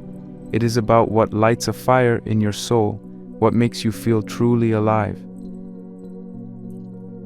At the end of life, no one looks back and feels proud of how comfortable they were. They feel proud of the things they devoted themselves to, the people they loved, the causes they fought for, the challenges they overcame. If you don't know what you would die for, then start by asking, what do I want to live for? Because when you find something worth living for, you'll have something worth fighting for.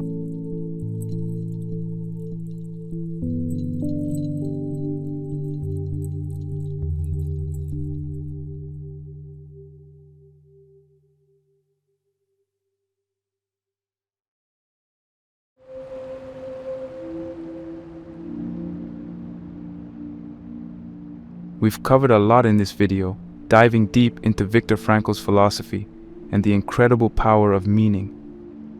Now the real question is, how do we take these ideas and apply them to our lives? Knowledge alone isn't enough. Understanding Frankl's teachings means little if we don't act on them. The truth is, most people drift through life without ever confronting these ideas, without ever asking themselves the hard questions.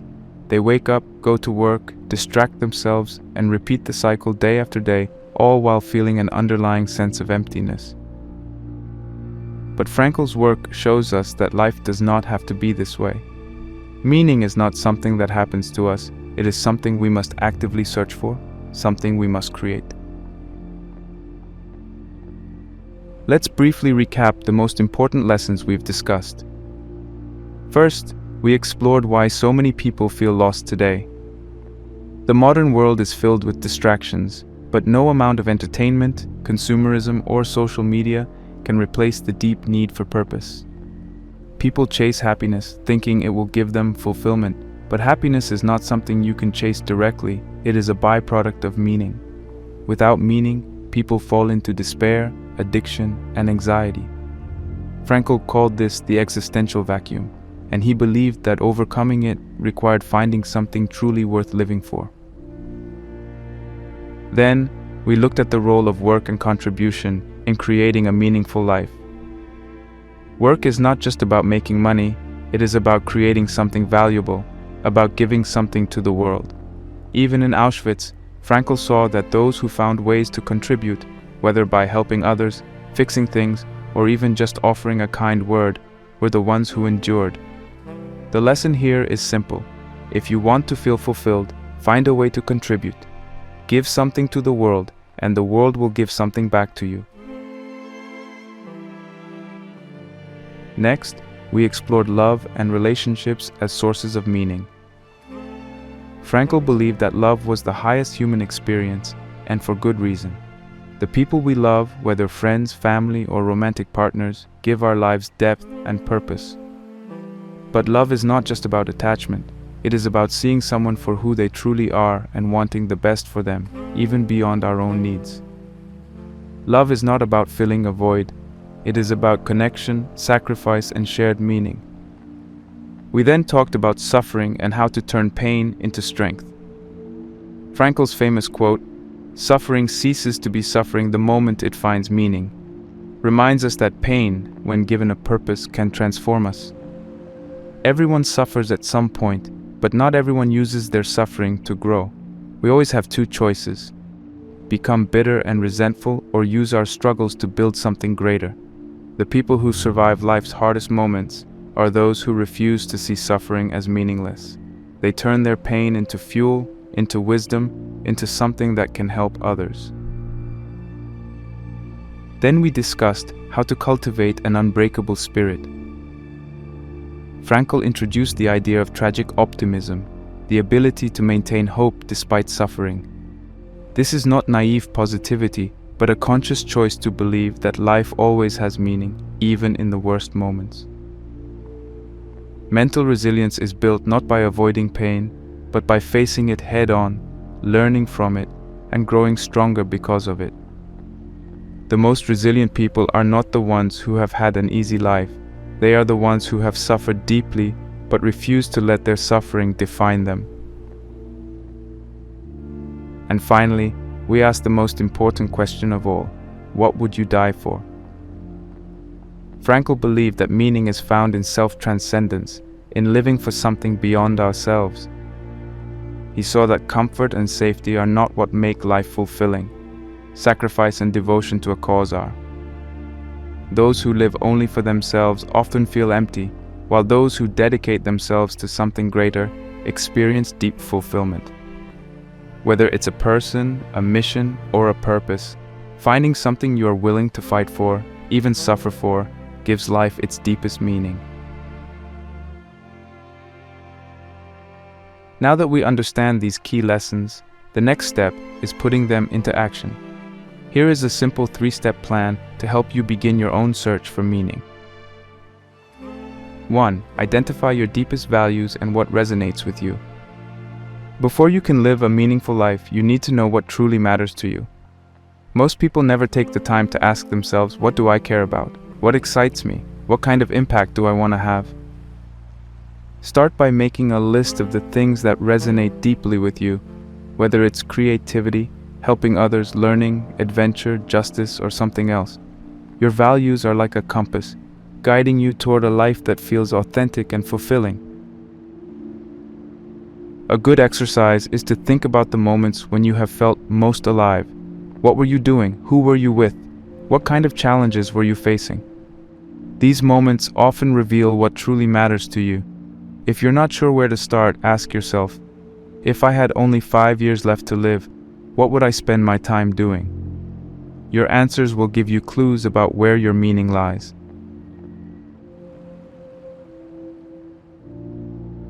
2. Align your daily actions with something beyond yourself.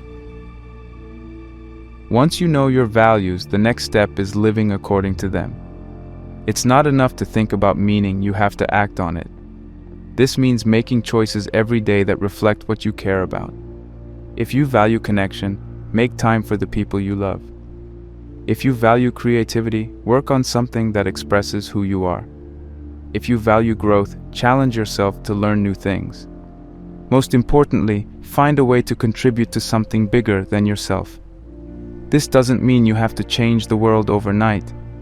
Start small, help someone in need, mentor a younger person, create something that inspires others. Frankl believed that self-transcendence, the ability to go beyond yourself and serve something greater, was the key to fulfillment. The more you give, the more meaning you will find. 3. Accept suffering as part of the journey, not something to avoid. Finally, embrace the truth that suffering is inevitable, but it does not have to be meaningless. Life will always have hardships, but if you can see them as opportunities for growth rather than just obstacles, you will develop the resilience to keep going. Instead of avoiding discomfort, lean into it. When things get difficult, ask yourself, what is this teaching me? How can I use this experience to become wiser, stronger, and more compassionate? One of the biggest mistakes people make is thinking that a meaningful life is an easy life. But the most meaningful lives are often the hardest ones. They are filled with challenges, sacrifices, and moments of doubt, but they are also filled with depth, purpose, and a sense of fulfillment that cannot be bought or faked.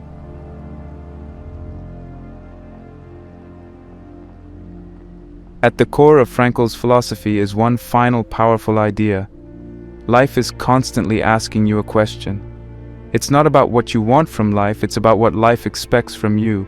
Every challenge you face, every hardship you endure, is life asking, what will you do with this? Will you let suffering break you? Or will you use it to build something greater? Will you live only for yourself, or will you dedicate yourself to something beyond you? Will you spend your time chasing comfort, or will you seek out real, lasting purpose? These are the questions that define a meaningful life, and in the end, you are the only one who can answer them. So take these ideas, reflect on them, and most importantly, act on them. Because meaning is not something you wait for, it's something you create.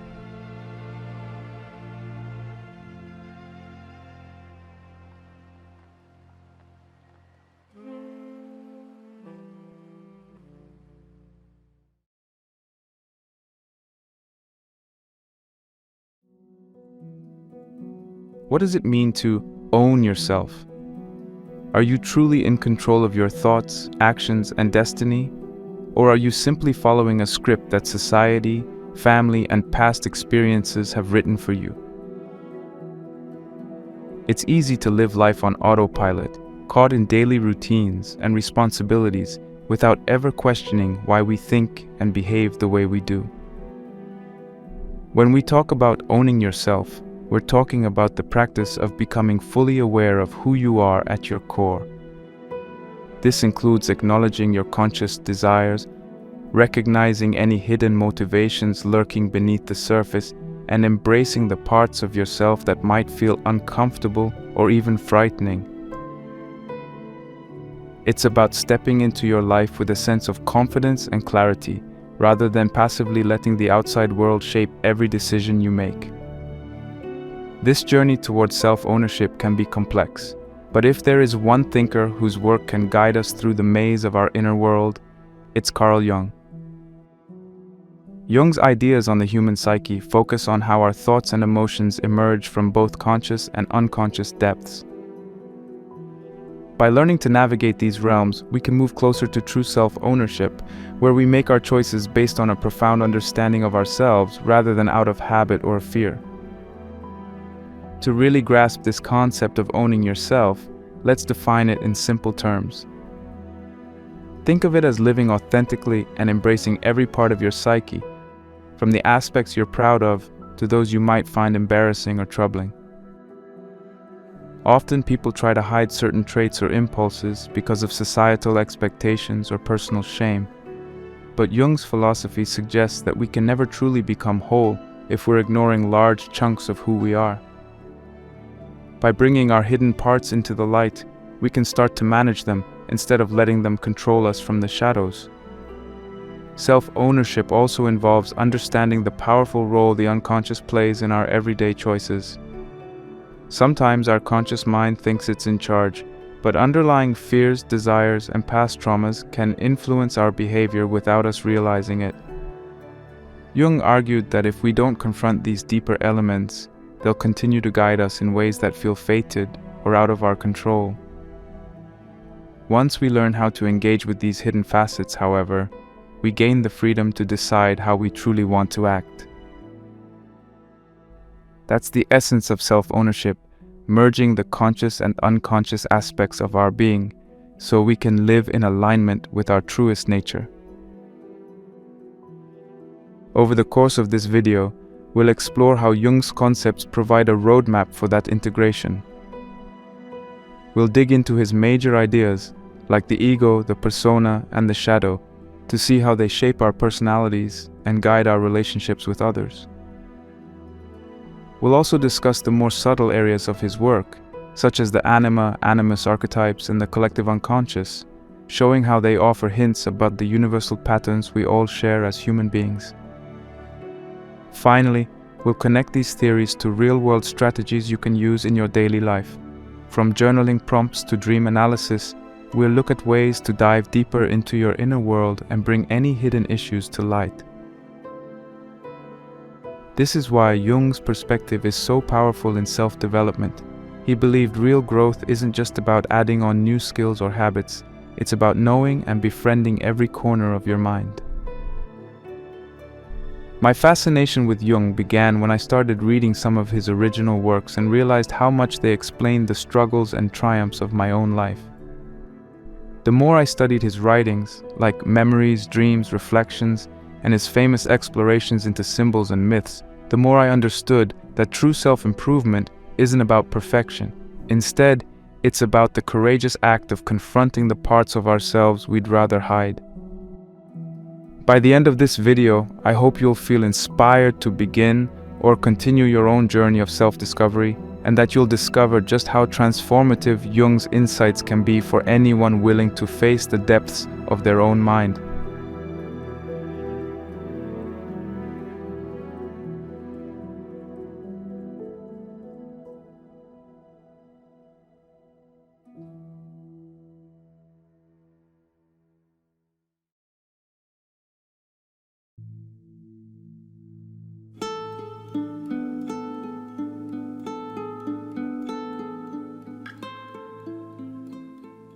Carl Gustav Jung was born in 1875 in the small Swiss village of Kesville, situated along the shores of Lake Constance. Growing up, he was deeply curious about the inner lives of people and the nature of existence, a fascination likely influenced by his father, who was a pastor, and his mother, who held a strong interest in mysticism. While Jung showed signs of introversion from an early age, preferring solitary play and quiet contemplation, he also had an active imagination that sparked his interest in folklore and ancient myths. These formative years in Switzerland, surrounded by its serene landscapes and rich cultural heritage, provided Jung with a fertile environment to explore both the outer world and his inner thoughts. After studying medicine at the University of Basel, Jung specialized in psychiatry, a field that allowed him to merge his passion for science with his deep-seated interest in dreams, spirituality, and human consciousness. Early in his career, Jung became intrigued by the work of Sigmund Freud, whose studies on the unconscious mind were pioneering at the time. Their eventual collaboration, often marked by intense discussions and shared excitement about the uncharted territory of human psychology, set the stage for many breakthroughs in understanding the psyche. However, their relationship took a sharp turn when they reached fundamental disagreements over the nature of the unconscious, driving Jung to break away from Freudian psychoanalysis and forge his own path. During his professional journey, Jung introduced several key milestones that changed the landscape of psychology. Chief among them was the development of analytical psychology, a framework that broadened the scope of what was then known about the unconscious. Whereas Freud largely viewed the unconscious through a lens of repressed sexual and aggressive urges, Jung believed it was richer and more expansive. He proposed that the unconscious contained layers beyond personal experiences, connecting individuals through common myths and symbols. Another significant milestone was the publication of the Red Book, a compilation of Jung's private writings and illustrations that documented his intense self-exploration, including vivid dreams and active imagination sessions. This personal record was kept hidden for many years before being released to the public, and it offered an unparalleled look into the depths of Jung's psyche, revealing how he wrestled with visions, symbolic imagery, and profound existential questions.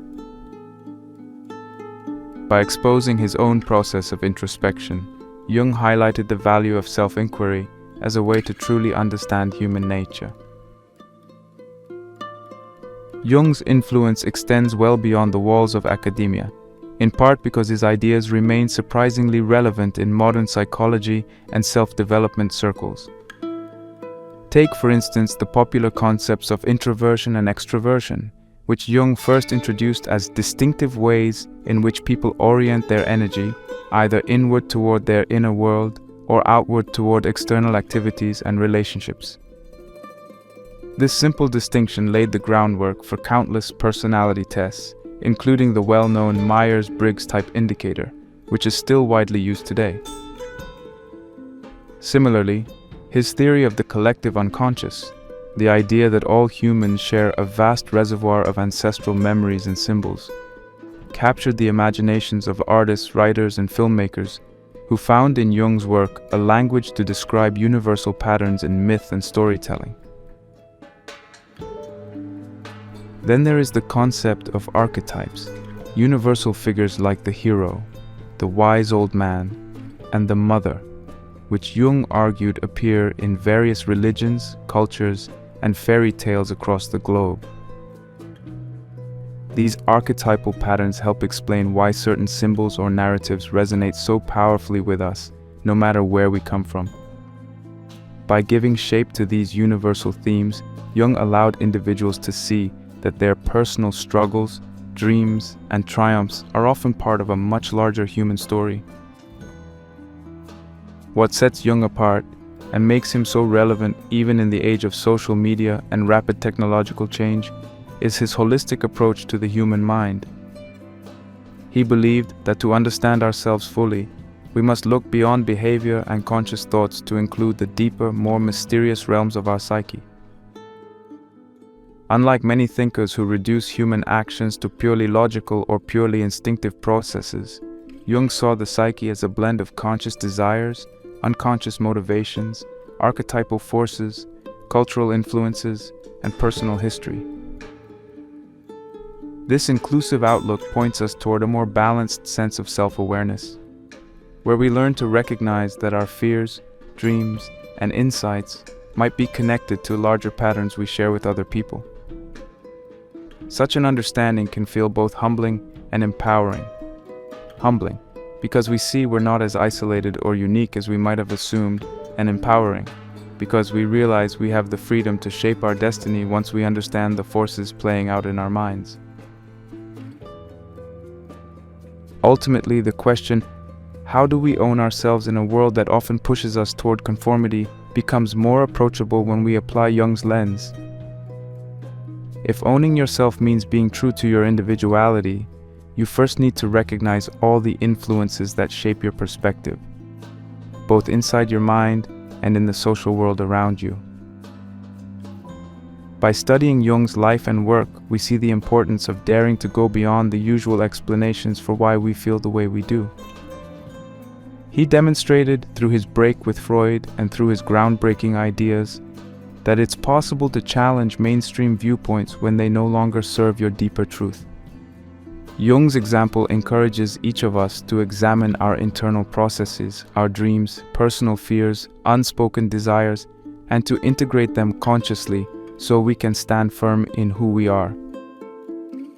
In a society that often favors quick fixes, shallow appearances, and instant gratification, Jung's emphasis on sustained introspection and inner growth serves as a welcome reminder that real transformation comes from confronting the depths of our minds. Through this confrontation, we learn to own our behavior, our choices, and ultimately, ourselves.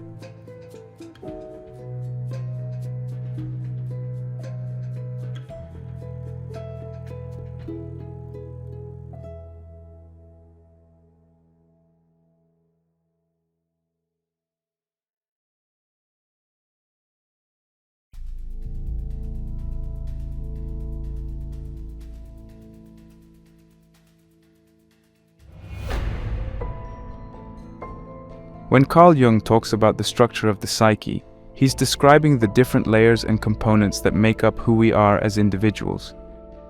It's not just our everyday thoughts and conscious decisions.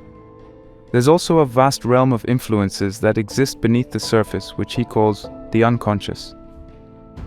According to Jung, our psyche can be understood through several key elements: the ego, the persona, and the self. These concepts might sound abstract, but they're actually ways of describing how we experience life, how we present ourselves to the world, and what holds all our different pieces together. The ego is the center of our conscious mind, meaning it's responsible for our day-to-day awareness and sense of I. The persona, on the other hand, is more like a social mask, something we wear to fit into different situations, whether it's at work, school, or with friends. Finally, the self is the ultimate unifying element of our psyche, the part that brings together both our conscious awareness and our unconscious material into one whole. When you start to see how these components interact, it becomes easier to understand your motivations, navigate your relationships, and make decisions that feel true to who you really are. First, let's explore the ego, which is often the starting point when discussing Jung's idea of the psyche. The ego represents our conscious mind, the part of ourselves that we usually identify with on an everyday basis. It's what we refer to when we say things like, I think, I feel, or I want. Think of the ego as the manager of your conscious experiences. It processes everything coming in through your senses, organizes your thoughts, and decides how you should respond to the world around you. On the positive side, having a strong ego means having a clear sense of self-direction, knowing what you believe in, and being able to express yourself confidently.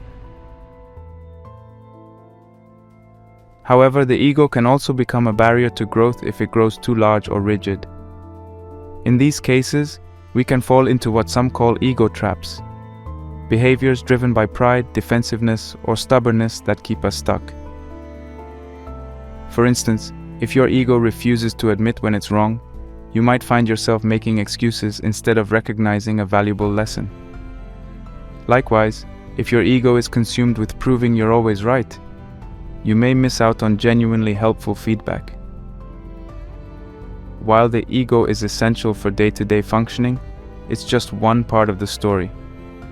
If we only live from ego consciousness, we end up ignoring the deeper layers of who we are, like our hidden dreams, fears, and potentials that remain buried in the unconscious.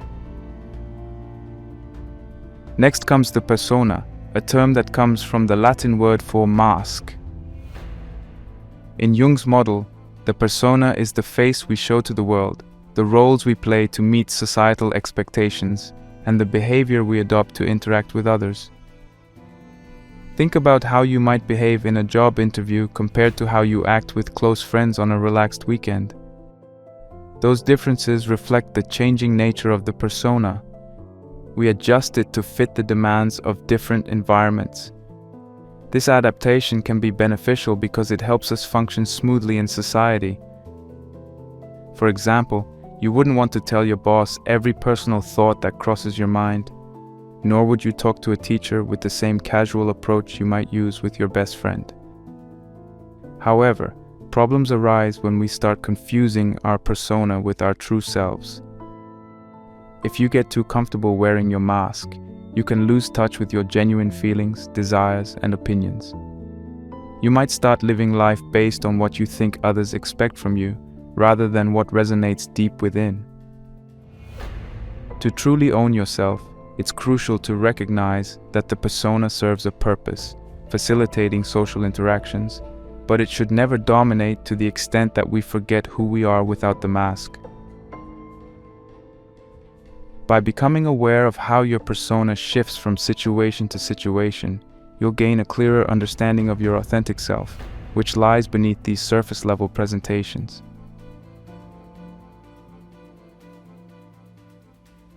While the ego and persona deal primarily with our conscious selves and how we relate to the outer world, the self in Jungian psychology is a far more encompassing concept. Jung described the self as the center of our entire psyche, both conscious and unconscious. It's the part that integrates everything about us, including the traits we're proud of and those we'd rather keep hidden. You can imagine the self as the root system of a tree, with the ego as the trunk and the persona as the leaves. The ego and persona might be easier to see and define, but the self is what grounds you, connecting you not only to the personal unconscious, unique to your life experiences, but also to the collective unconscious, the universal themes and archetypes shared by all humans. Finding alignment with the self is what Jung referred to as individuation, a process of becoming the most authentic, whole version of yourself. This doesn't happen overnight. It's a lifelong journey that involves exploring your dreams, acknowledging your fears, and making peace with the aspects of your personality you might have rejected. The goal is not to eradicate your persona or flatten your ego. Rather, it's to balance these parts in a way that's faithful to your inner essence. When you operate from a place that honors yourself, you're better able to engage with others without losing sight of your own values, boundaries, and passions. It's vital to remember that each of these components, ego, persona, and self, also interacts with your unconscious, which is like a hidden reservoir of thoughts, memories, and energies that lie outside your everyday awareness. The unconscious can influence you in ways you might not immediately recognize, shaping your preferences, fears, and even the way you respond to stress. Jung believes that understanding these unconscious processes is key to owning yourself fully because it frees you from being ruled by hidden impulses. Instead of unknowingly acting out fears or desires, you become aware of them and can choose whether or not to let them guide your decisions. This awareness is a cornerstone of personal development according to Jung, and it's one of the reasons his theories remain so helpful in modern self-improvement strategies. So, what does this all mean for someone looking to gain a better sense of who they are and how to navigate life? Essentially, learning to recognize your ego can help you become more mindful of when your pride or defensiveness is getting in the way of personal growth. Being aware of the persona you present to others can help you avoid losing yourself in the roles that society, family, or friends might expect you to play. Most importantly, pursuing an understanding of the self leads you to a kind of psychological wholeness that goes beyond simply adopting new habits or chasing external goals. Instead, you're aiming to reconcile your inner complexities, acknowledging that you're both shaped by your conscious plans and driven by your unconscious motivations. By doing so, you move closer to genuine self-ownership, a state in which you feel at home with yourself and confident in your ability to face life's challenges without always needing to hide behind a mask or yield to a fragile ego. This deeper sense of integration is precisely what makes Jung's insights so invaluable for anyone searching for a more meaningful, authentic way to live.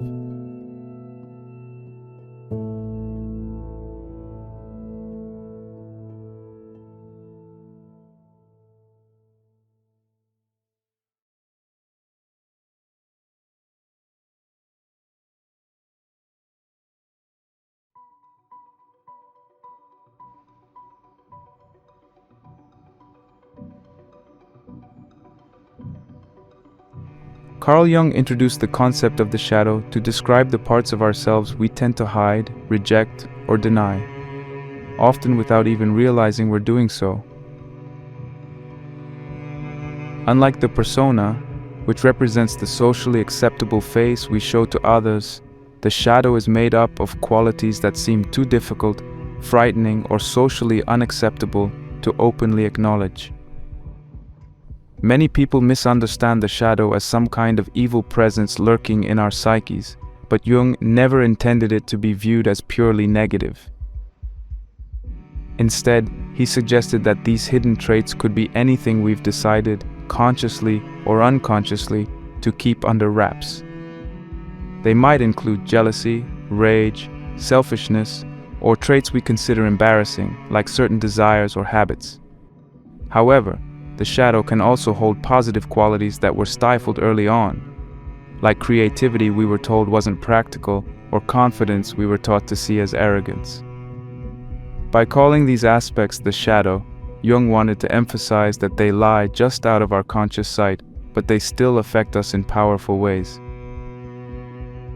One question that often arises is, why do these parts of ourselves end up repressed or neglected in the first place? It's largely due to a mixture of fear, societal rules, and moral beliefs. From a young age, we learn that certain behaviors lead to disapproval or punishment, so we hide them to fit in. For example, if a child is repeatedly scolded for showing anger or vulnerability, that child might lock those feelings away in order to avoid further rejection. Similarly, if our culture views sensitivity as a weakness, we might suppress that side of ourselves to appear strong and capable. Over time, we forget we've even made these decisions because the process happens gradually. Unfortunately, ignoring or denying these shadowy traits doesn't mean they disappear. They often manifest in projection, where we see in others the flaws we refuse to see in ourselves. This can lead to irrational fears, strained relationships, and deep-seated discomfort with who we are. If we go on pretending these traits don't exist, unresolved conflicts and tension can build up until they overflow in unhealthy ways, like sudden outbursts or chronic anxiety. Recognizing that we all have a shadow is the first step toward a more complete and honest self-understanding. But how do we actually identify what's in our personal shadow? Jung believed we could find clues through the very things that bother us the most in others. If you find yourself deeply annoyed by someone's arrogance, for instance, it might be that you're wrestling with your own pride, which you've tried to keep under control or deny entirely. Another way to discover shadow material is through dreams, since dreams often present symbols and scenarios that our conscious minds might shy away from. If you keep a dream journal, you can look for patterns or themes that make you uncomfortable, noting recurring images or characters that might be hinting at repressed thoughts or feelings. Even simple self-reflection, where you ask yourself direct questions like, what qualities do I admire in others but feel afraid to express, or what do I judge harshly in myself or others, can shine light on traits that you've pushed into the dark. Because this kind of exploration can feel daunting, many people find it helpful to work with a therapist, especially one knowledgeable about Jungian ideas, who can guide them through the process with empathy and expertise. What people often call shadow work is the practice of consciously engaging with these hidden aspects of ourselves. This can include journaling, where you write freely about situations that trigger intense emotions and then reflect on what those emotions might be telling you. Meditation can also be a powerful tool. By sitting quietly and observing your own thoughts without judgment, you create space for repressed feelings to surface.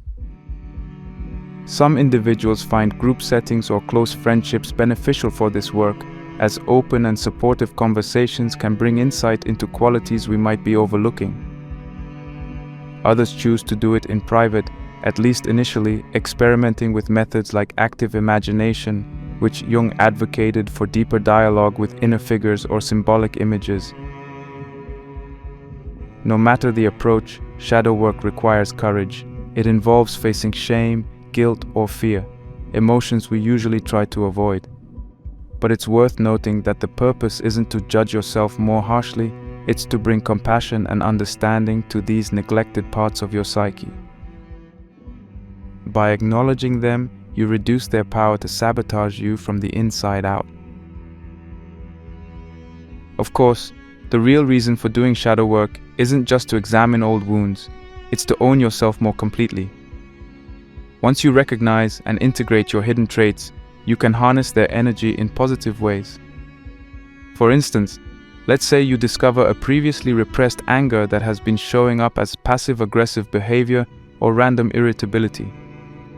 By working through the shadow, you might find a more direct and healthy way to assert your needs, perhaps learning to communicate boundaries more clearly or channeling intense emotion into art or physical activity. Instead of stumbling through life with pent-up frustrations, you develop an honest relationship with your anger, allowing it to inform you when something is genuinely unfair or threatening. Similarly, if you've been denying your own vulnerability for years, you might find that embracing it can lead to deeper connections with others and a richer emotional life. In both cases, acknowledging these dark traits lessens their destructive potential and opens a path to authenticity. To see how transformative this can be, imagine a personal anecdote. Let's say there's a person who grew up believing that being needy was unacceptable.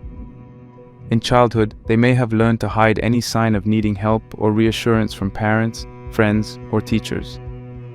As an adult, this individual might pride themselves on self-reliance, refusing to ask for assistance even when it's clearly needed.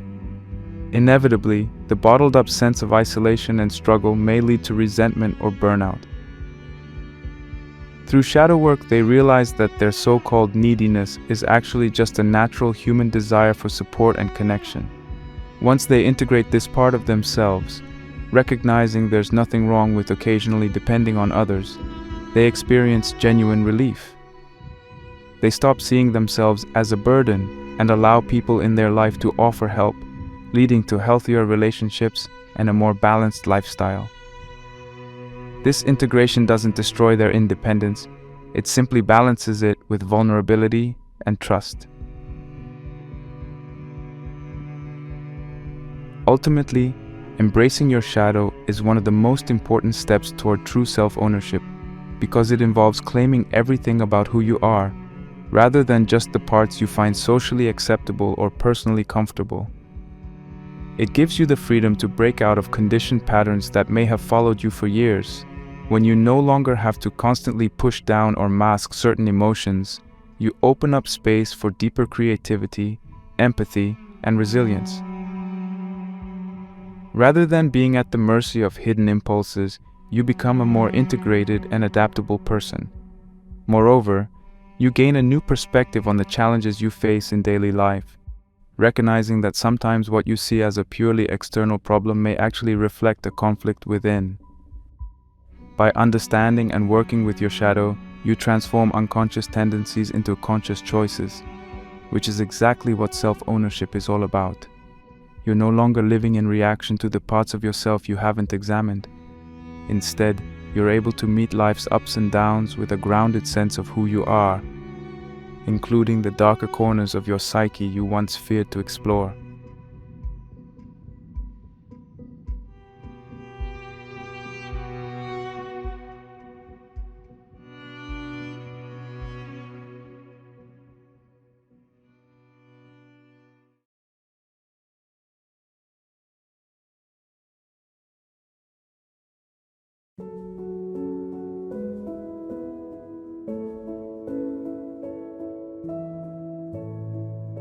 When Carl Jung uses the word individuation, he's referring to a lifelong process in which we gradually integrate all the different pieces of who we are: our conscious attitudes, our hidden emotions, our past traumas, our dreams, and even our cultural or ancestral influences into a unified self.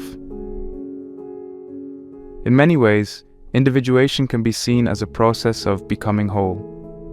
Most of us walk around carrying split identities. There's the version of ourselves we know consciously, as well as a host of overlooked or undeveloped parts that live out of sight.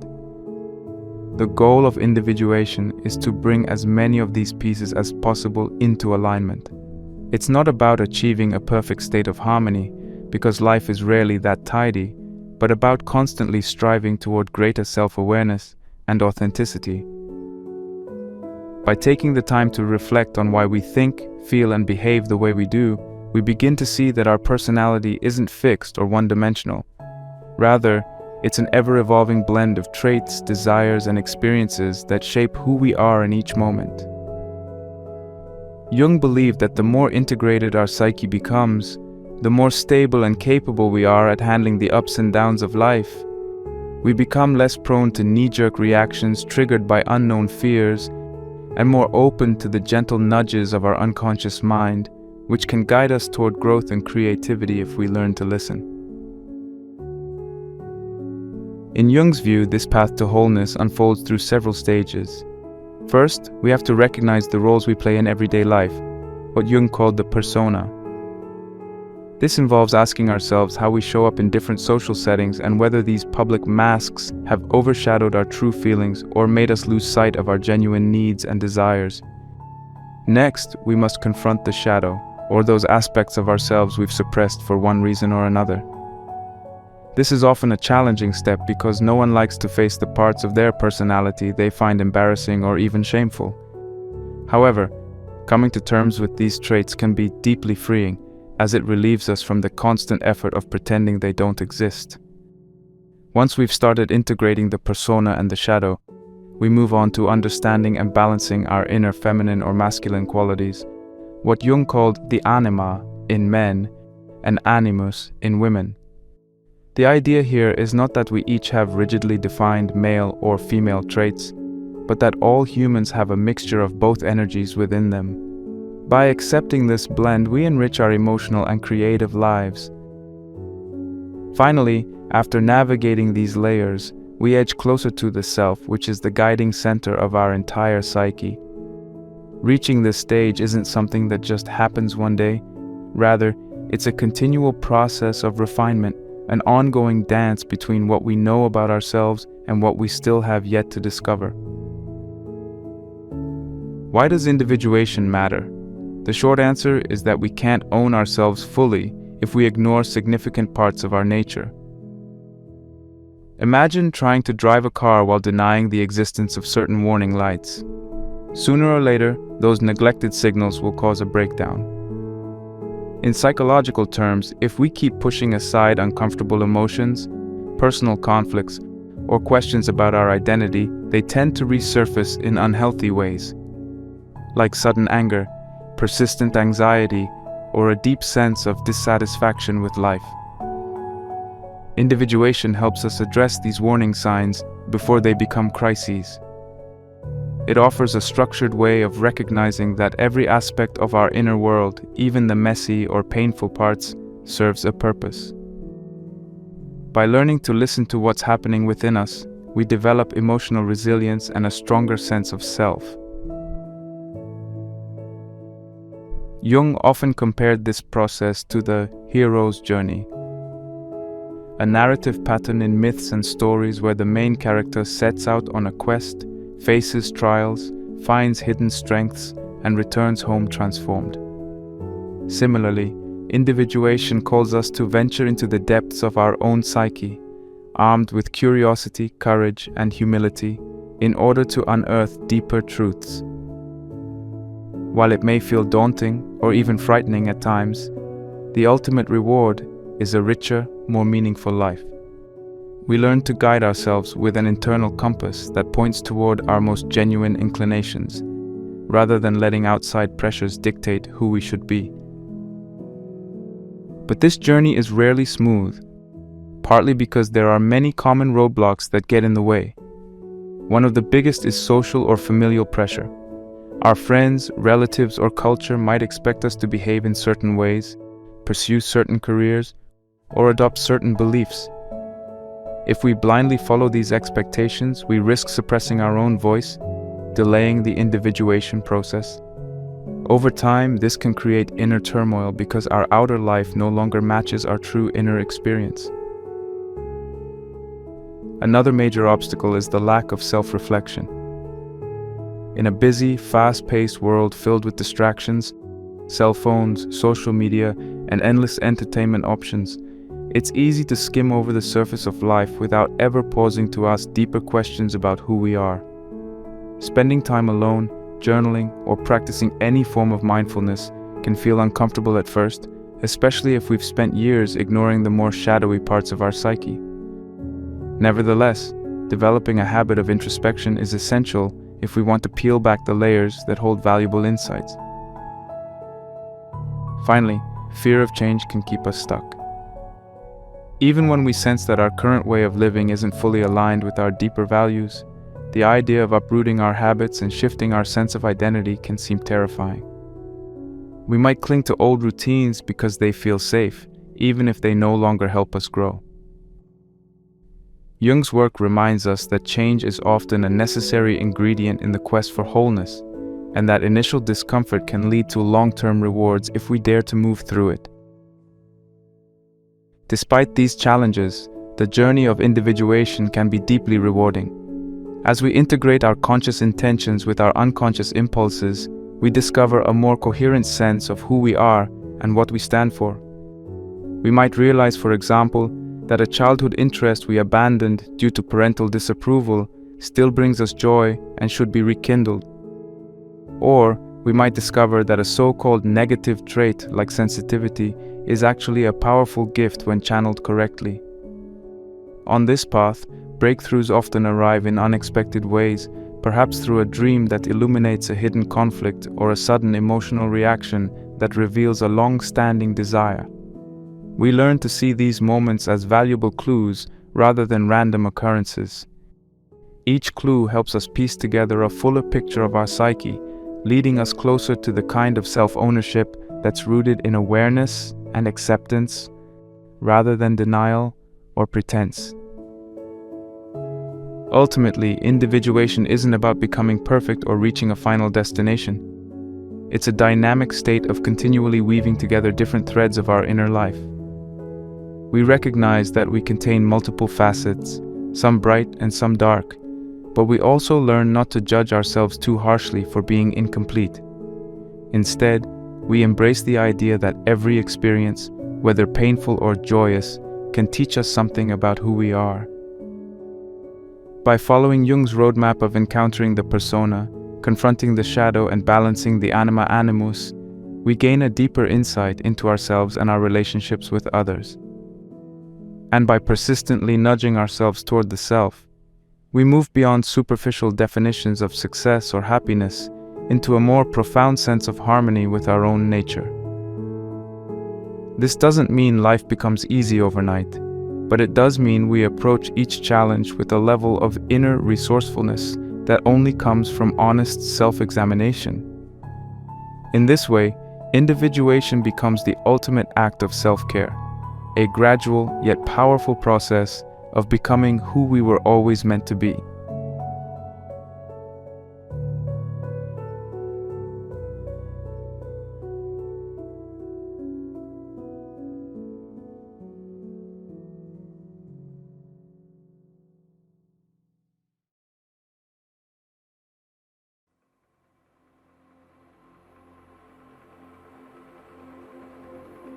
One of Carl Jung's most fascinating contributions to psychology is his concept of the collective unconscious, which he believed existed beyond the realm of personal experiences. While your personal unconscious holds thoughts, memories, and impulses tied directly to your individual life, the collective unconscious contains patterns and images, what Jung called archetypes, that are shared by all people. Think of it like a universal blueprint for human experience. These archetypal forms are inherited in much the same way that certain instincts are passed down through generations of animals. Even though our cultures, languages, and personal histories differ, there are fundamental themes and characters that show up in myths, stories, and dreams around the world. Examples include the mother, a nurturing figure who offers comfort and sustenance. The hero, who embarks on a journey to conquer challenges and bring change. The wise old man, who provides insight or guidance. And the trickster, a mischievous character who disrupts order to spark growth or reveal hidden truths.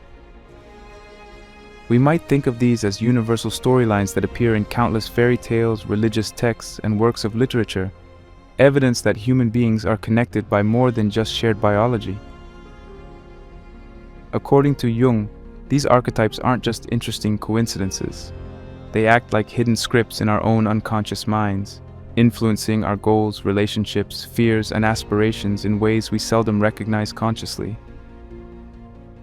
This idea of a collective unconscious can profoundly shape our sense of personal identity, because it suggests that every individual's life story is woven into broader human themes. For example, if you've ever found yourself unexpectedly identifying with a mythical hero, or you feel drawn to certain kinds of symbolic art, you might be tapping into these universal patterns. Societal myths and stories don't just entertain us, they mirror our deeper experiences and guide us in navigating life's challenges. Consider modern superhero movies. They often retell classic archetypal narratives of good versus evil, sacrifice, and redemption. These stories resonate with so many people because they echo the universal blueprint we all carry inside, reminding us of the hero's quest to overcome adversity. When we recognize these archetypes in our dreams, relationships, or creative pursuits, we start to see that certain repeated symbols aren't just random. Perhaps you often dream of climbing a steep mountain, which could represent the hero's struggle to accomplish a daunting task. Or you might notice you're drawn to friends who play the wise old man or the mother role in your life. These insights tell us more than just superficial facts about ourselves.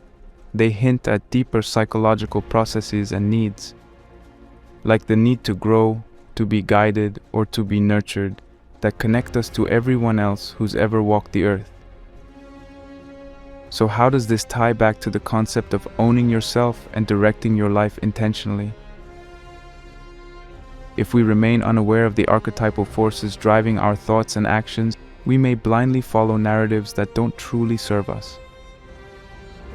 For instance, someone might always feel compelled to play the hero in their personal relationships, rushing in to save others without noticing how it harms their own well-being or denies other people the chance to solve their own problems.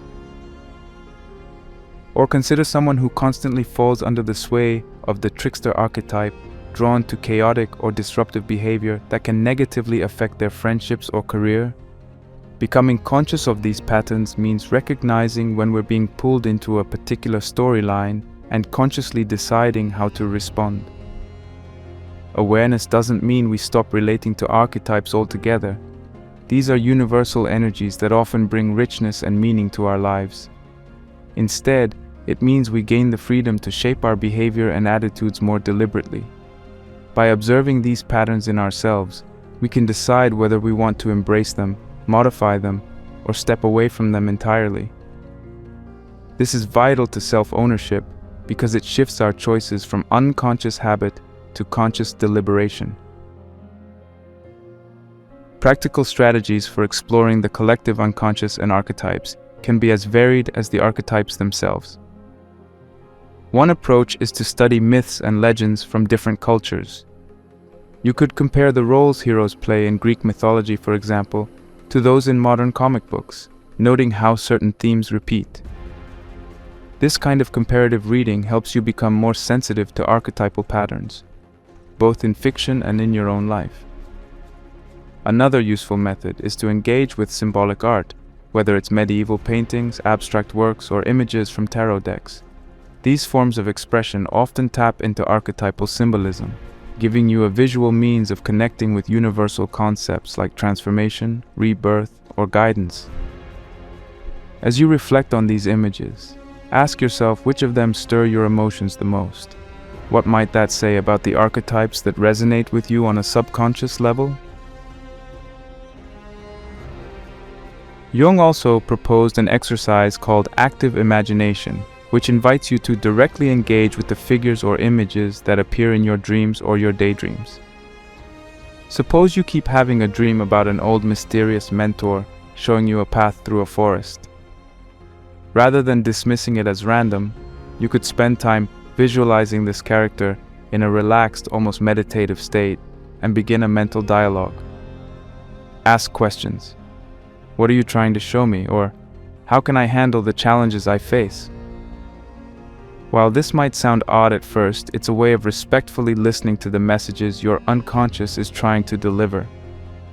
In doing so, you might unlock insights about your personal challenges or desires that you've been overlooking. Over time, you'll learn to recognize particular archetypal figures, like a nurturing mother figure or a rebellious trickster, and see how they may be guiding you, cautioning you, or revealing hidden desires. In all these ways, the collective unconscious reminds us that our personal story is connected to a vast web of shared human experiences. You might have a dream symbolizing the hero's quest at the same time someone else on the other side of the world is painting a picture that draws on the same archetype, even if you don't know each other. This interconnectedness can be both humbling and empowering. It's humbling because we realize we're not as isolated or unique as we might have thought. On some level, everyone is traveling through similar psychological landscapes. At the same time, it's empowering because understanding these universal patterns allows us to draw wisdom from the collective pool. When you acknowledge that your anxieties, yearnings, and hopes reflect timeless human themes, you can also tap into the timeless courage, resilience, and innovation humans have shown throughout history. Ultimately, working with the collective unconscious and archetypes is another step in the journey towards self-ownership, because it helps us see ourselves in a broader context, freeing us from the illusion that we're alone in our struggles or that our dreams are meaningless. Instead, every fear, every joy, every obstacle can be reframed as part of a grand archetypal narrative that has played out in countless forms across continents and centuries. We might even find inspiration from these recurring stories, using their wisdom to navigate our own challenges with clarity and confidence. For instance, knowing you're living out a hero's journey can give you courage in tough times, while understanding the mother archetype might help you nurture those around you or yourself more compassionately.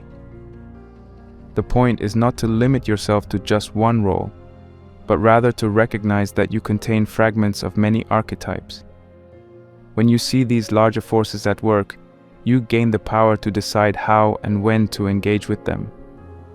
This ultimately enriches your sense of self, enabling you to stand more firmly on your own 2 feet, grounded in both your personal experiences and the universal tapestry of the human psyche.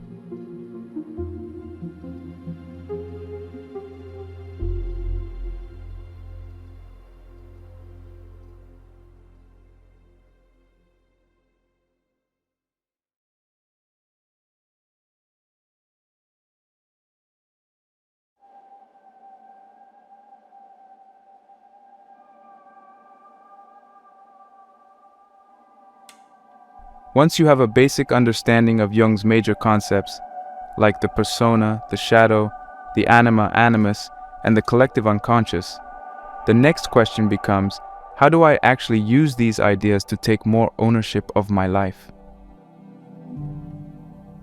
While Jung's theories can feel abstract or academic at times, there are very practical steps you can take to connect with your unconscious mind and begin the process of integrating the parts of yourself you've overlooked or denied. These steps don't require years of study or a special background in psychology. All you need is a willingness to look inward and a bit of courage to face what you find there. By incorporating simple yet powerful practices like journaling, active imagination, creative expression, and mindfulness, you can bring tangible results into your everyday life, helping you to grow more self-aware, authentic, and confident. One of the most accessible ways to start is through self-reflection and journal prompts. Keeping a journal might sound ordinary, but it can become a powerful tool for exploring your internal world. Jungian psychology emphasizes the importance of noticing what lies beneath the surface, and writing things down is an excellent way to discover patterns you might miss otherwise. A good place to begin is with open-ended questions that challenge you to identify the traits you're unconsciously hiding or projecting. For instance, you can ask yourself, what qualities do I admire yet deny in myself? This question targets the things you admire in other people but feel reluctant to claim as part of your own identity, like leadership, creativity, or boldness.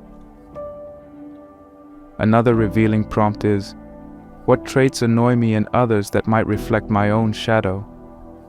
Perhaps you find it annoying when someone is too loud or selfish, only to realize through honest self-examination that you sometimes crave attention or harbor selfish impulses.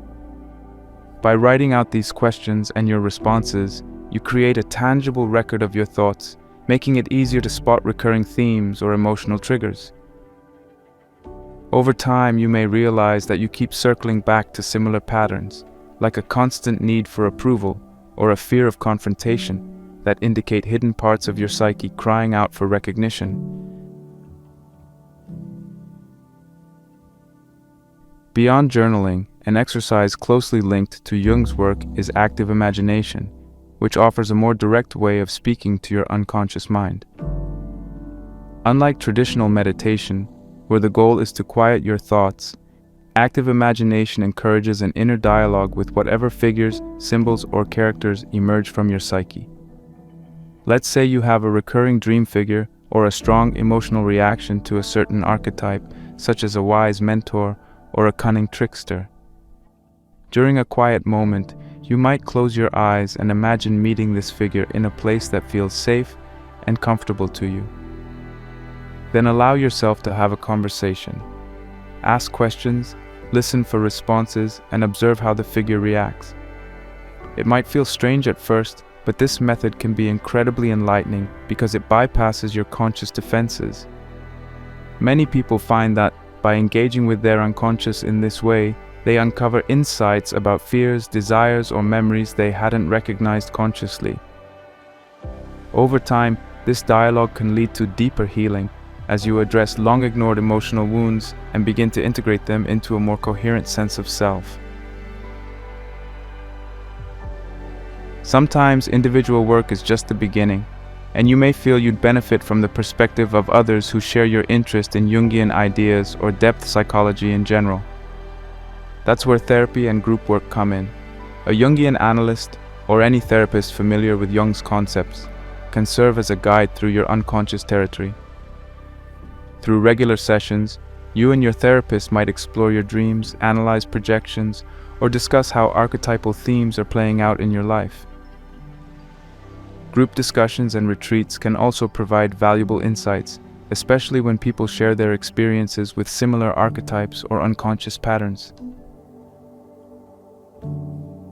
Hearing someone else describe the same struggle you're going through can be incredibly validating, reminding you that these hidden challenges are more common than you might think. Furthermore, group settings often spark revelations you might not arrive at on your own, as you witness different approaches to handling similar inner obstacles. Whether you choose a support group, a weekend workshop, or an intensive retreat, being part of a community that recognizes the importance of inner work can help you feel less alone in your quest to own yourself more fully. Another highly effective route to accessing hidden parts of your psyche is artistic expression. Jung himself was a strong advocate for the power of creativity to bring unconscious content to light. Whether you're painting, sculpting, writing poetry, or even dancing, you engage a more intuitive, less analytical part of your mind. You don't need to be a trained artist to benefit from this kind of expression. In fact, putting aside the desire for a perfect final product can be liberating because it allows you to focus on the process rather than the outcome.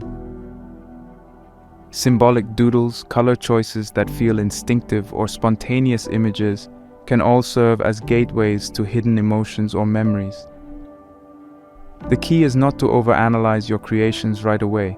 Instead, try simply allowing them to exist on the page or the canvas. Later, you can revisit your work and reflect on any shapes, themes, or colors that pop out.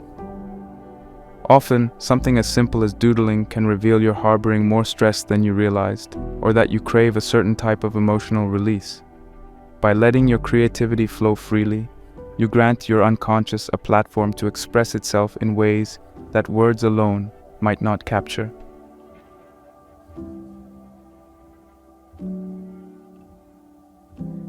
Of course, all this inner exploration can feel overwhelming if you don't have a way to ground yourself in the here and now. That's why daily mindfulness and meditation practices are so valuable. These don't need to be complicated or time-consuming. You might start with 5 minutes of intentional breathing in the morning, focusing on each inhale and exhale, or you could do a quick body scan at night, noticing areas of tension. The goal is to become aware of how your mind and body are responding to stress, joy, anxiety, or other emotions in real time.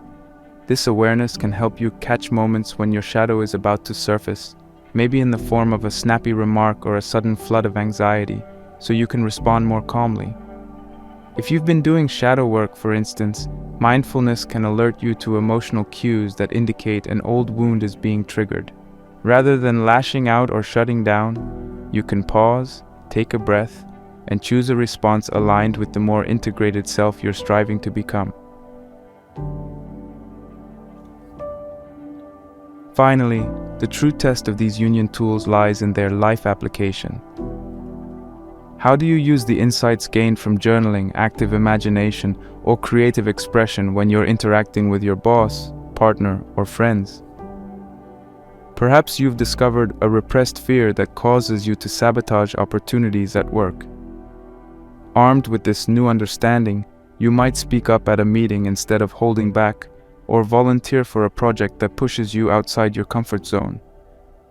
Or maybe you've realized your relationship issues stem from projecting certain traits onto your partner, the same ones you've been denying in yourself. By owning this projection, you can start having honest conversations that break the cycle of blame and resentment. Even small shifts, like noticing when your anxiety spikes around specific people, or recognizing the moment you start to doubt your worth, can accumulate into significant changes over time. Each choice you make that's rooted in self-awareness strengthens your commitment to living authentically rather than reacting out of habit or fear. In essence, these practical steps, journaling, active imagination, therapy, artistic expression, mindfulness, and direct application, form a holistic approach to self-ownership grounded in Jung's wisdom. They help you peel back the layers of your psyche so you can see clearly what's driving your actions and decisions. Over time, this process fosters a sense of unity between your conscious desires and the unconscious elements that shape your life behind the scenes.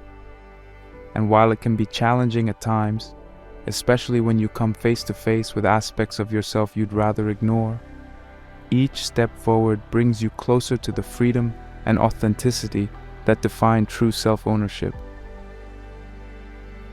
The goal isn't to achieve some perfect, conflict-free existence.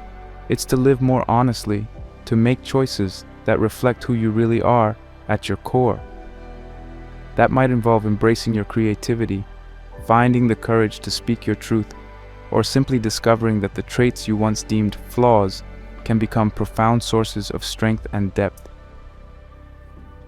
By walking this path, you move beyond superficial self-improvement and into a genuine conversation with your entire psyche, an ongoing dialogue that, over time, transforms your relationship with yourself and the world around you.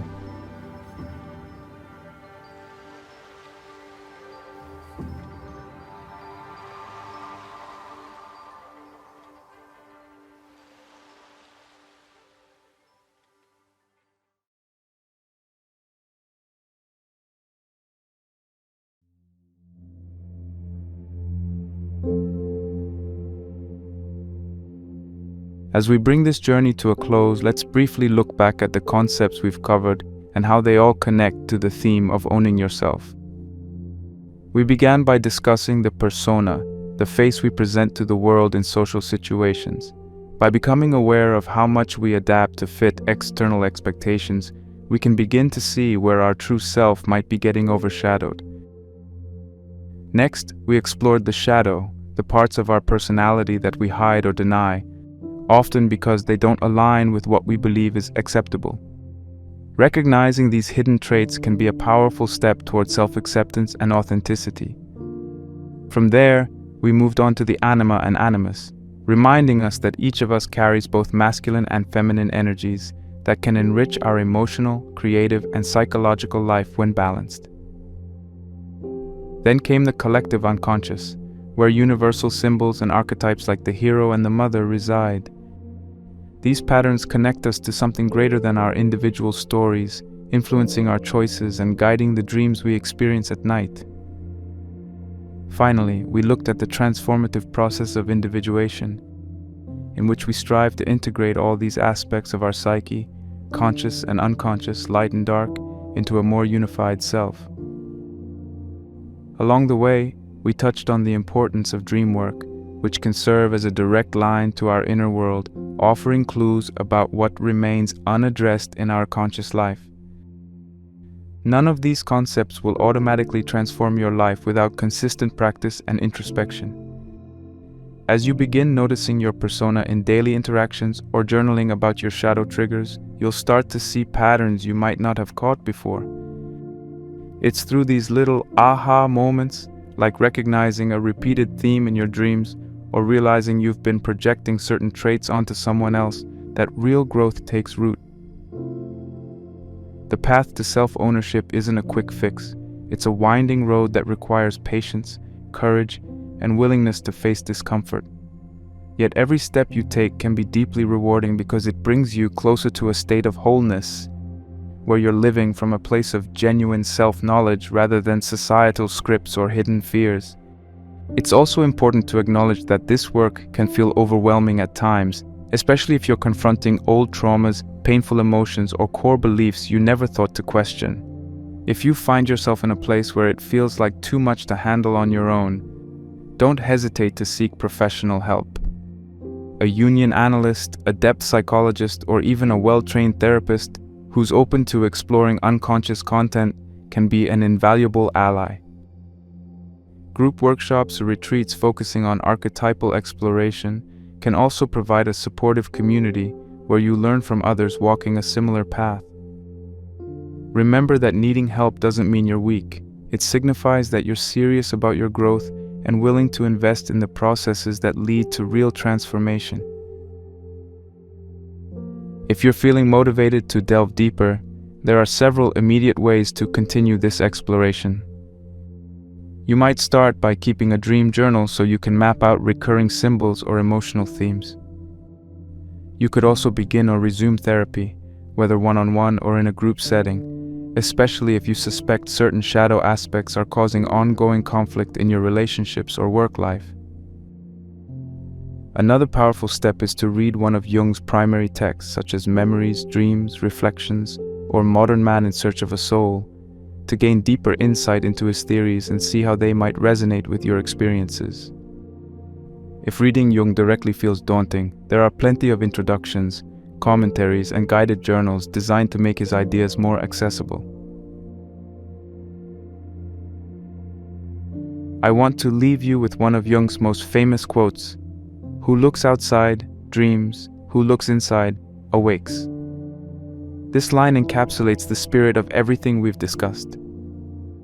While it's natural to seek validation, answers, or inspiration from the external world, genuine self-ownership begins when we turn inward and acknowledge the complexity of our own minds. In doing so, we awaken to the parts of ourselves we may have been ignoring, gaining clarity, resilience, and a sense of purpose that doesn't rely on external approval. This process is a lifelong, liberating pursuit because true wholeness can't be rushed. It unfolds as we continually engage with our dreams, our self-reflection, and our relationships in more mindful, empathetic ways. By recognizing the persona we wear, the shadow we hide, the archetypes that shape us, and the deep wells of creativity that reside in our unconscious, we begin to write our own story rather than passively following someone else's script. May this exploration inspire you to look deeper, question more boldly, and discover the transformative power of truly owning yourself.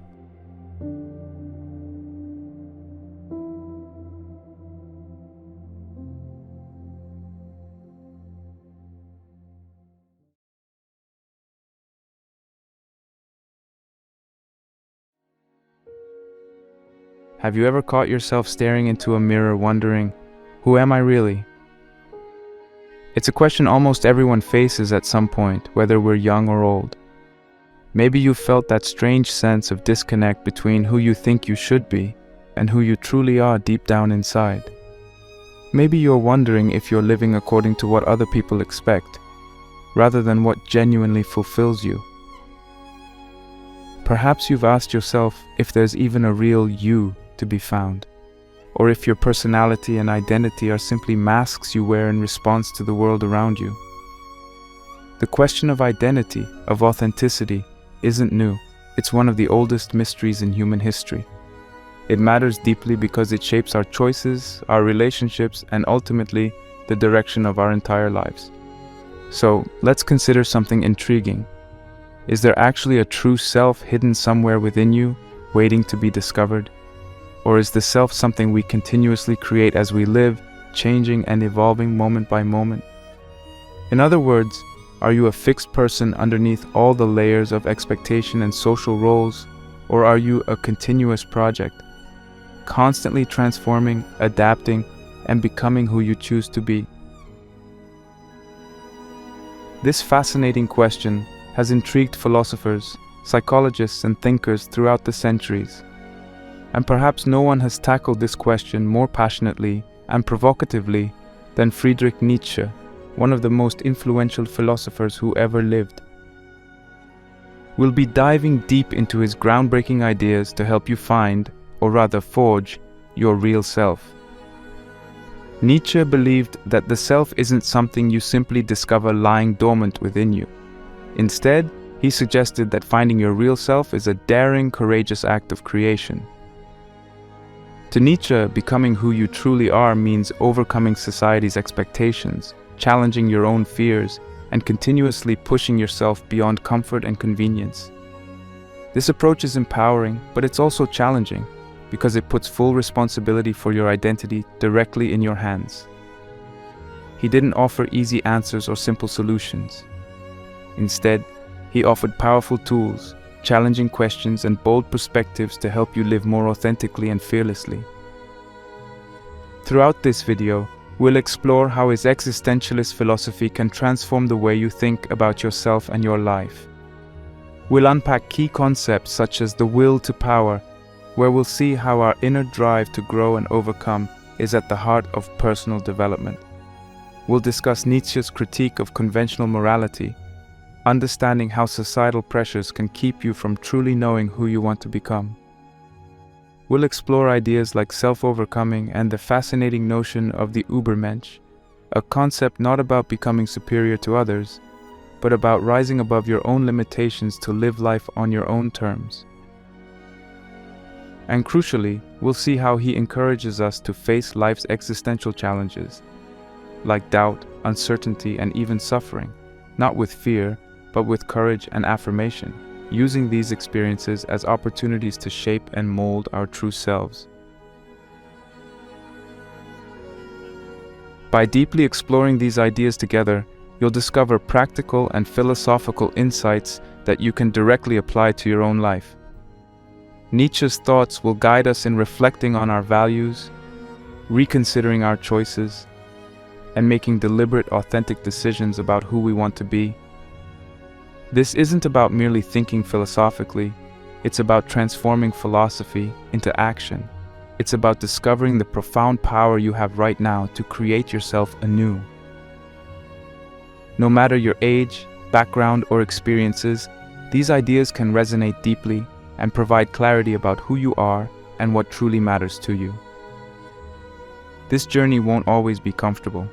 Nietzsche challenges us to question everything we've assumed about identity, meaning, and personal growth. But it's precisely this challenge that makes his philosophy so powerful and transformative. He offers no shortcuts or quick fixes. Instead, he offers something infinitely more valuable: freedom. The freedom to define who you truly are and to create the authentic, meaningful life that only you can imagine.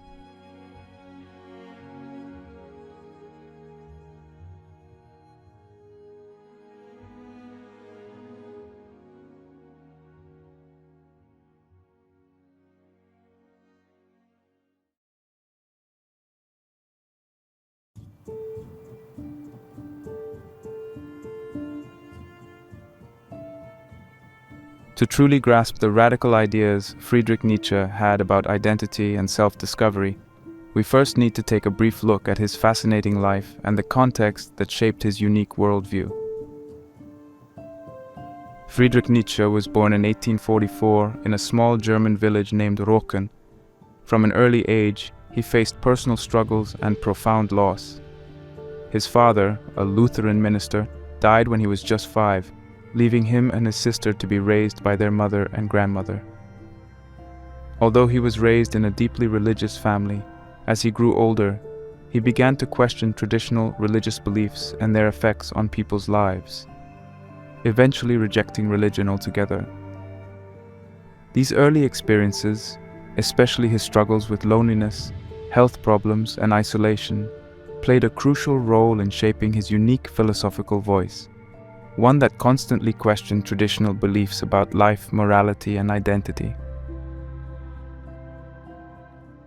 Nietzsche grew up as a brilliant student, fascinated by ancient Greek culture, literature, and philosophy. He studied classical philology, the study of ancient languages and literature, and he quickly established himself as a remarkable scholar at the University of Basel in Switzerland. Yet, despite his promising academic career, he often found himself isolated. His ideas were often too bold and controversial for his peers, causing friction and loneliness. It was during this critical early period of his career that he discovered the writings of Arthur Schopenhauer, a philosopher who deeply impacted him. Schopenhauer believed life was full of pain, suffering, and struggle, and he suggested that the only escape from this pain was through a sort of detachment or withdrawal from worldly desires. Initially, Nietzsche greatly admired Schopenhauer's courage to face the harsh realities of human existence head-on, yet over time he would dramatically shift away from Schopenhauer's pessimism. Instead of rejecting life or detaching from it, Nietzsche chose to embrace life fully, despite its struggles, pain, and uncertainty. He believed that facing and even embracing life's challenges head-on was essential for discovering and forging one's true self. Another critical influence in his life was the composer Richard Wagner. Nietzsche and Wagner developed a close friendship, and he was profoundly inspired by Wagner's passionate, dramatic, and emotionally charged musical works. Wagner symbolized for him the ability to create bold new cultural meanings and powerful expressions of human creativity. But eventually, their friendship fractured. Nietzsche later criticized Wagner for what he saw as excessive nationalism, arrogance, and superficial appeal to public sentimentality. This personal break mirrored his growing sense that individuals must eventually break away from their mentors and heroes to discover their own independent values, voice, and identity. What truly made Nietzsche revolutionary and controversial was his bold break from traditional philosophical beliefs and morality systems. Until Nietzsche's time, Western philosophy was often tied closely to religious and traditional moral systems, assuming that morality and truth were fixed and absolute. He strongly opposed this idea. In fact, he argued that traditional morality, religious dogma, and conventional societal expectations often suffocate the individual's potential and freedom. He believed that common, unquestioned moral values created a herd-like mentality, causing people to act like passive followers instead of active, creative individuals. He famously stated that God is dead, meaning not just that belief in God was declining, but more profoundly, that traditional religious morality had lost its credibility and was no longer capable of giving modern lives meaning or guidance. For Nietzsche, this realization represented both a challenge and an opportunity. If old moral certainties were fading, then human beings had the freedom and responsibility to create new, authentic ways of living and thinking. Nietzsche explored these ideas in groundbreaking books such as Thus Spoke Zarathustra, Beyond Good and Evil, The Genealogy of Morals, and The Gay Science. Each of these works contributed essential pieces to his philosophy about personal identity and self-creation. Thus Spoke Zarathustra one of his most famous works, introduced the iconic concept of the Übermensch or Overman, a person who boldly transcends ordinary social values, living authentically according to his or her own self-created standards. In Beyond Good and Evil, Nietzsche criticized conventional moral categories, arguing that they often restrict human freedom and individuality. Through powerful, provocative language, he challenged his readers to critically examine their deeply held assumptions and to become more aware of their true motivations and desires. The Genealogy of Morals further explores how morality originates historically and psychologically, suggesting that values we typically take for granted were often created for very human reasons, reflecting the needs and fears of particular societies rather than any universal truth. These works together shaped the foundation of his revolutionary approach to philosophy, emphasizing creativity, individuality, and courageous self-examination. But why do Nietzsche's ideas matter to us today, long after his death in 1900? The answer lies in his powerful and persistent influence on modern thinking, especially on our modern ideas about authenticity, self-help, and self-development.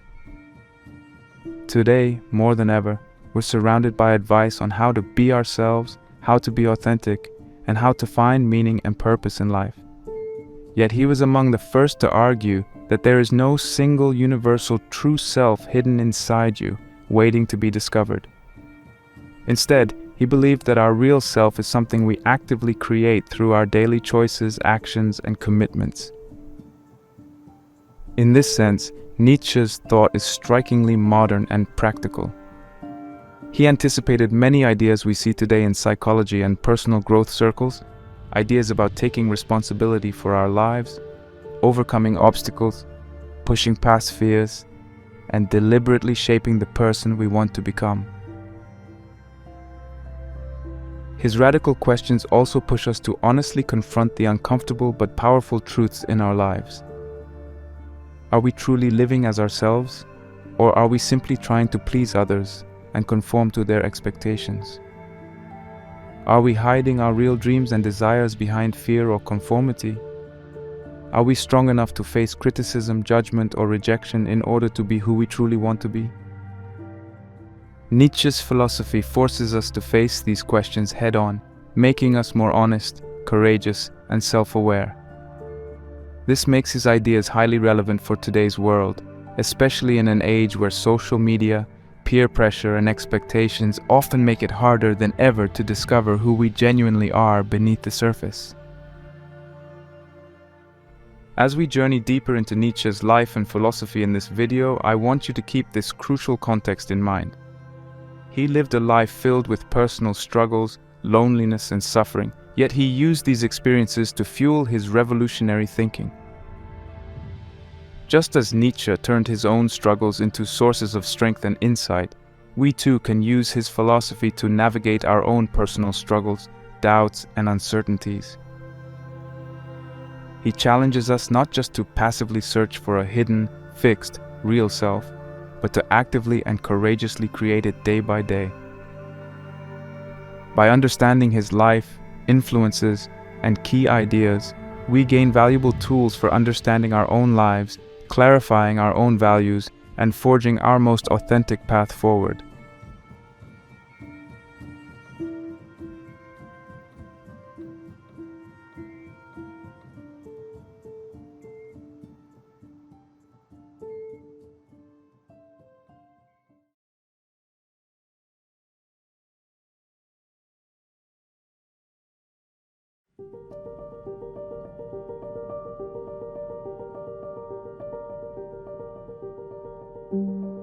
One of Nietzsche's most misunderstood yet powerful ideas is what he calls the will to power. Now, when you first hear the phrase will to power, you might immediately think about someone trying to dominate or control others, or even picture power-hungry leaders or dictators. But that's not exactly what he meant. The will to power for Nietzsche is actually something much deeper and more fundamental to what it means to be alive. He believed that the will to power is the basic force driving all life, not just humans but plants, animals, and even entire cultures. He thought every living thing naturally seeks to grow, expand, and express itself as fully as possible. Plants push their roots deeper into the soil and stretch their leaves toward the sunlight. Animals adapt, evolve, and compete to survive. Humans continuously strive for self-improvement, creativity, achievement, and growth. According to Nietzsche, these are all expressions of this fundamental drive, the will to power. To put it more simply, he believed that life itself is always trying to overcome its current state to become stronger, better, or more effective in some way. This doesn't necessarily mean overcoming or overpowering other people. Instead, it means overcoming your own limits, fears, and weaknesses. He thought the most powerful expression of this will to power is not in controlling others, but in controlling and mastering yourself. Your emotions, your choices, your talents, and your passions.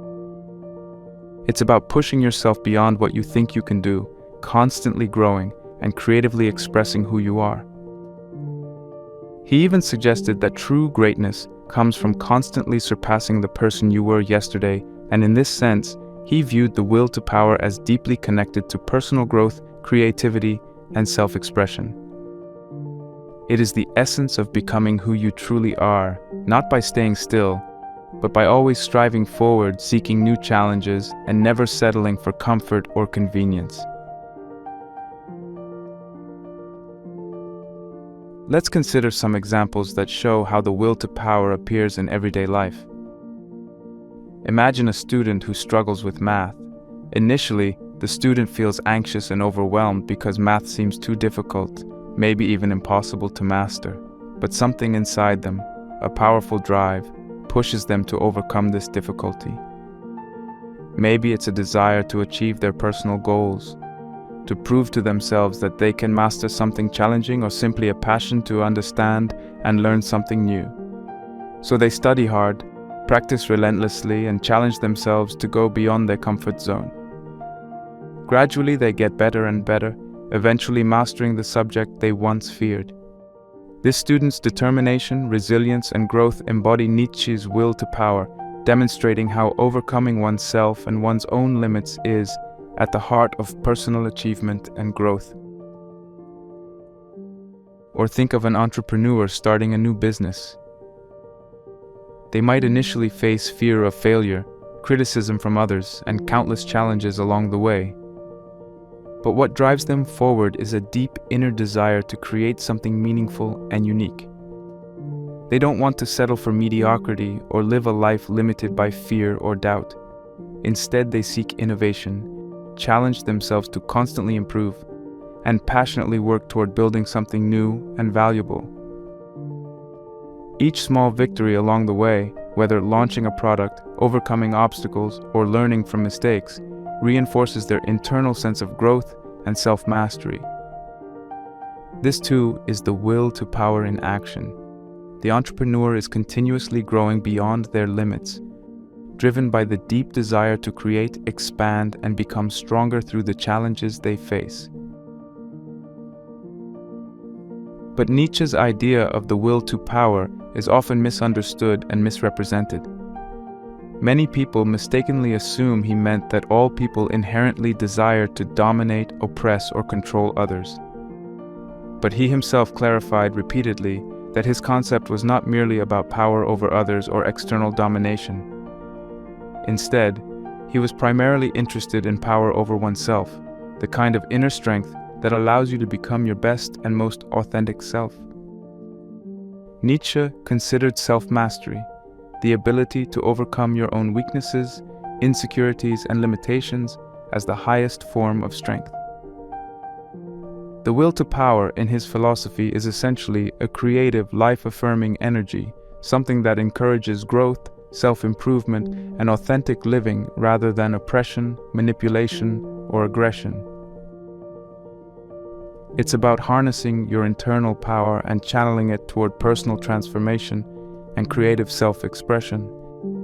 This clarification is incredibly important because if we interpret the will to power only as domination or competition with others, we completely miss Nietzsche's deeper message.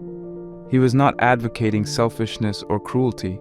Rather, he was suggesting something far more subtle, inspiring, and empowering. Each of us has a profound internal drive to achieve greater things, to explore our talents, to create meaning, and to become our best selves. This internal drive pushes us to overcome our own insecurities, our doubts, and the pressures from society that tell us who we should be. Nietzsche believed that each person's journey to becoming their authentic self involves overcoming resistance, not necessarily resistance from the outside world, but resistance within ourselves, our fear of failure, our desire to stay comfortable, or our tendency to conform to what others expect. By recognizing this drive within ourselves, Nietzsche believed we could harness enormous personal power, creativity, and strength. Consider athletes who continuously push their physical limits, aiming not necessarily to defeat their opponents, but to break their own records and overcome their previous limits. Think of artists, musicians, or writers who constantly explore new ideas, perfecting their craft, driven by an internal desire to express themselves creatively and authentically. Their competition is primarily internal, against their own limits and against their own previous achievements. Nietzsche's will to power beautifully explains this inner ambition, creativity, and the relentless hunger to grow, which is central to becoming the most authentic version of oneself. The will to power is also about courage. Nietzsche understood that facing life's challenges requires bravery to confront failures, rejections, setbacks, and doubts without giving up or hiding away. Instead of being passive victims of circumstance, he wanted us to be active creators of our lives.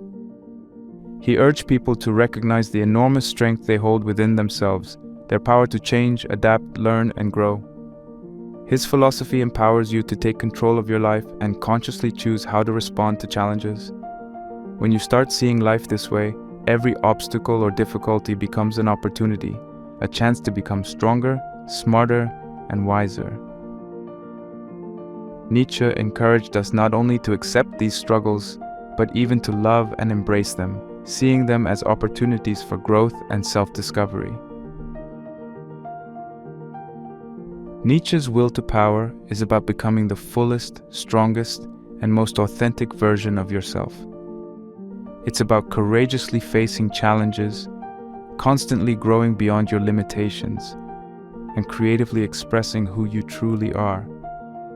It's not about seeking power over others, but about discovering and mastering the incredible power you already have within yourself.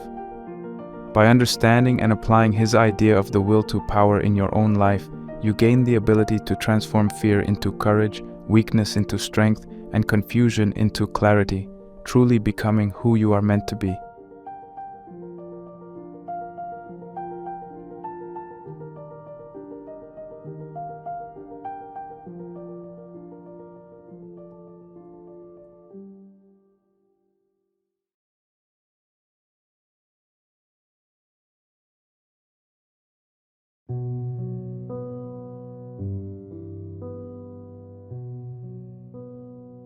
Nietzsche had a powerful and often controversial viewpoint when it came to morality. The rules society tells us we must follow about what's good or bad, right or wrong. He believed that most people simply accept moral beliefs without ever questioning them, living according to expectations imposed by society, family, religion, or tradition.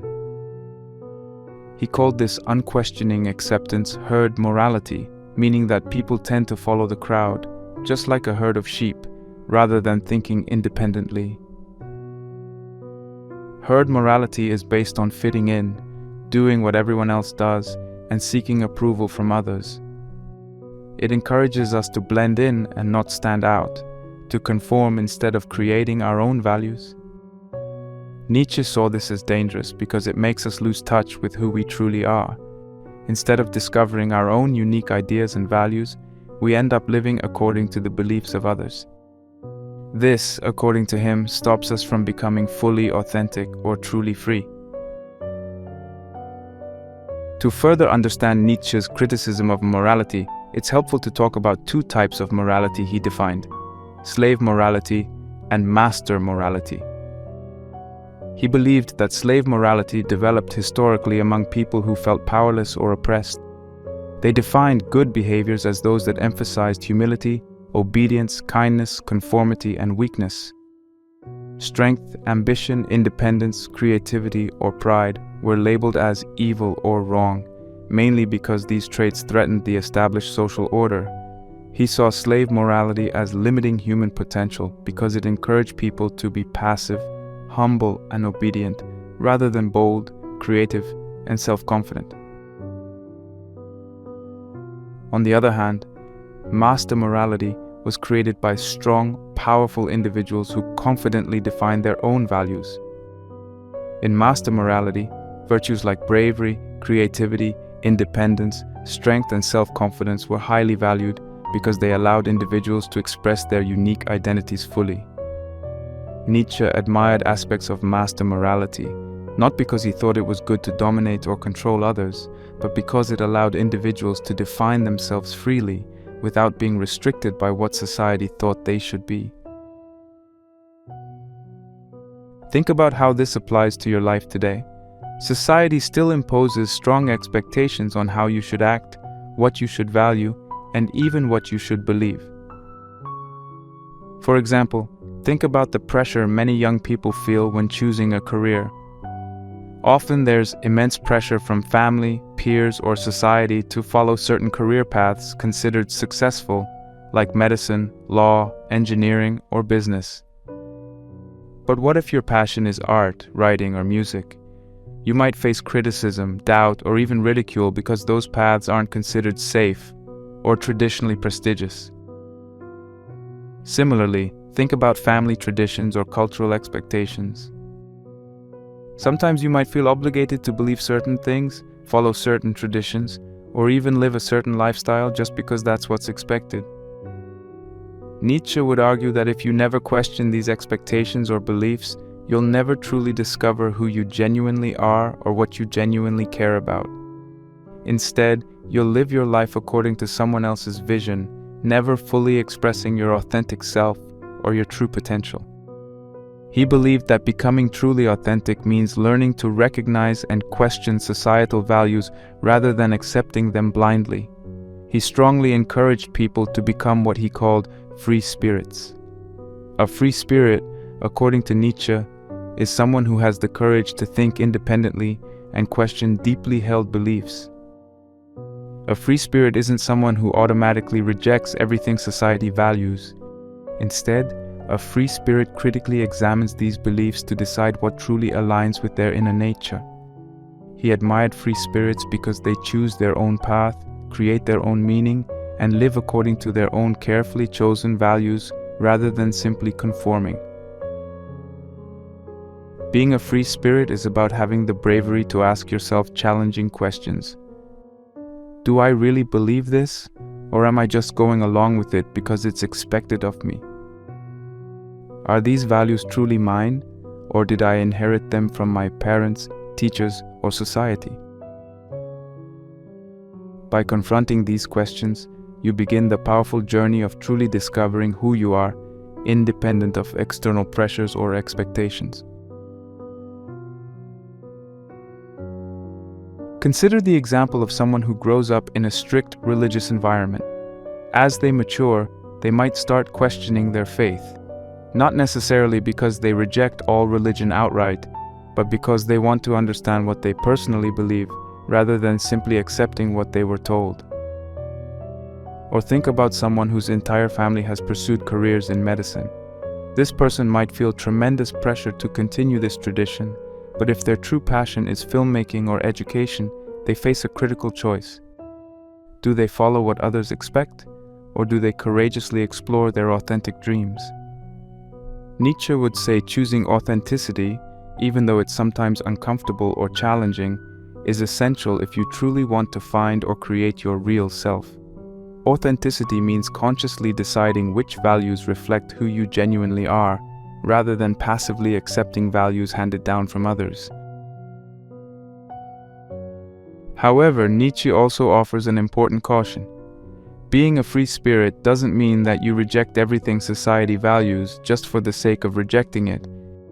It doesn't mean becoming completely selfish, rebellious, or isolated from others. He didn't want people to abandon all social rules or morality entirely.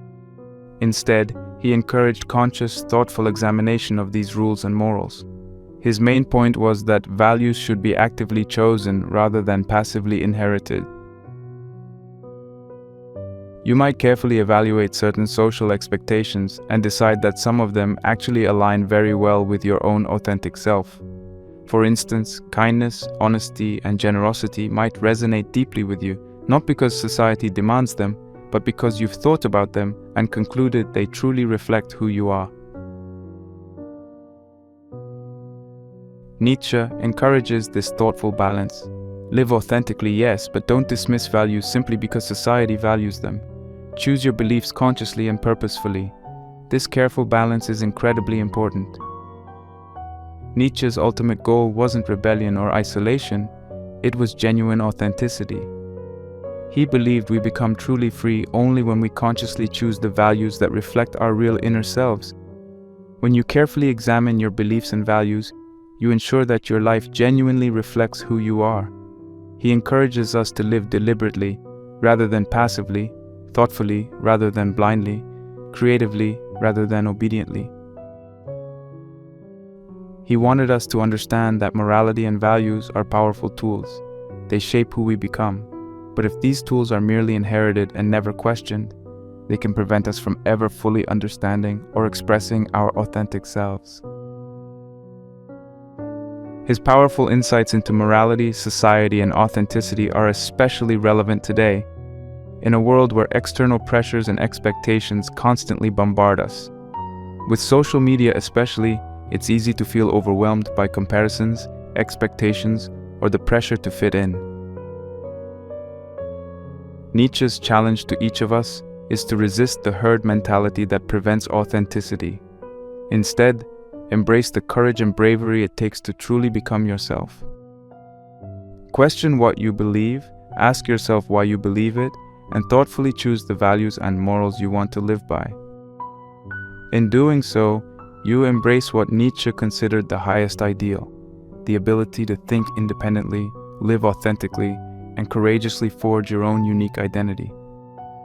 This powerful and liberating path is the essence of becoming a true free spirit.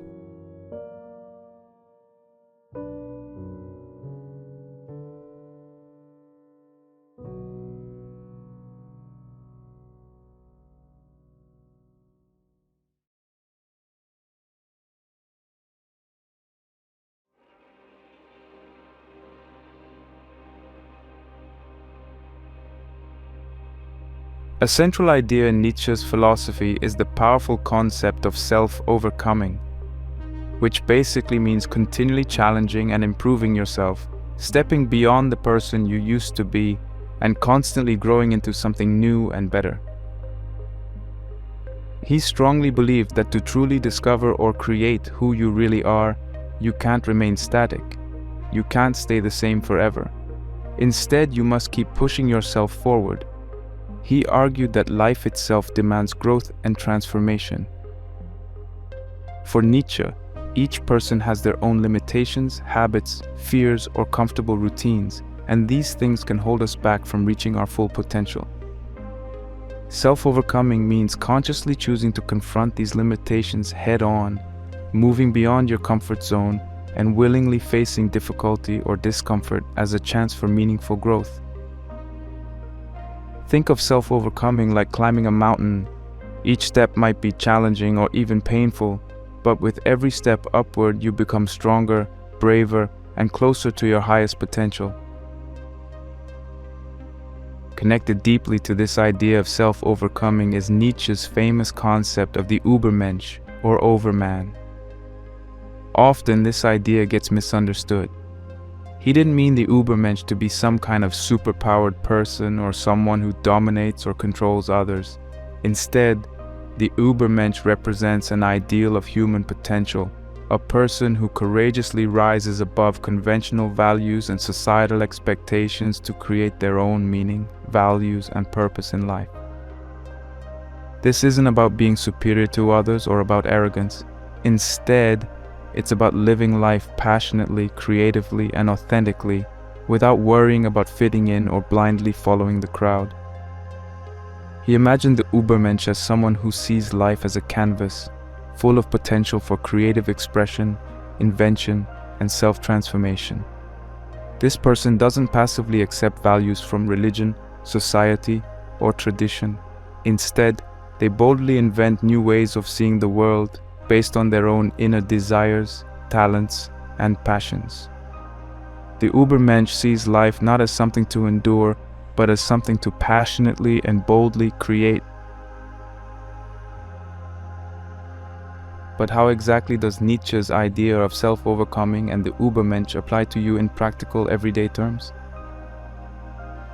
Consider everyday scenarios you might face in school, at home, or in relationships. Imagine, for example, someone who feels extremely anxious about speaking in public. Maybe every time they're asked to speak in class or present in front of others, they become nervous, scared, or anxious. He would say this person has a huge opportunity for self-overcoming right in front of them. By facing their fear of public speaking, maybe joining a debate club, volunteering to lead a class project, or practicing giving speeches in smaller settings, they slowly start to overcome their fear, pushing past their own limitations. Each time they face their anxiety, they not only become a better speaker, but they become braver and stronger inside.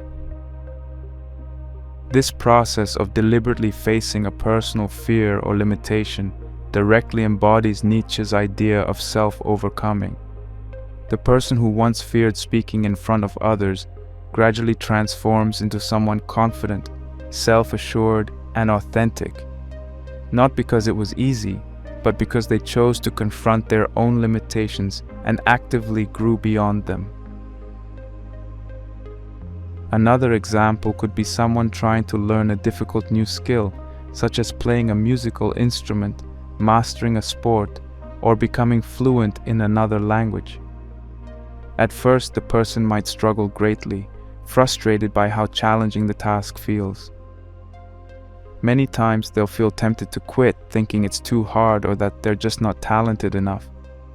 But when they push through these challenges, working diligently day after day, they begin to experience moments of breakthrough.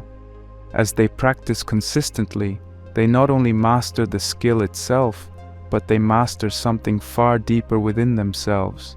They learn patience, perseverance, self-discipline, and resilience.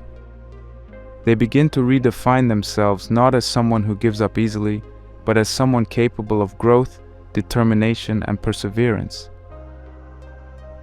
Nietzsche would celebrate this person for embodying the spirit of self-overcoming, continuously pushing their limits to become something greater. In modern terms, Nietzsche's ideas about self-overcoming connect closely to what psychologists today call self-actualization, which basically means fulfilling your highest potential by constantly challenging yourself to grow, change, and develop. Modern self-help authors and psychologists also emphasize that personal growth requires stepping out of your comfort zone, facing fears, and constantly pushing your boundaries. Just like Nietzsche, they argue that personal growth happens precisely when you stretch yourself beyond what feels comfortable or easy. Think of figures in our culture who overcame adversity, athletes who break records by training tirelessly, artists who create great works despite criticism, or entrepreneurs who fail again and again but eventually succeed.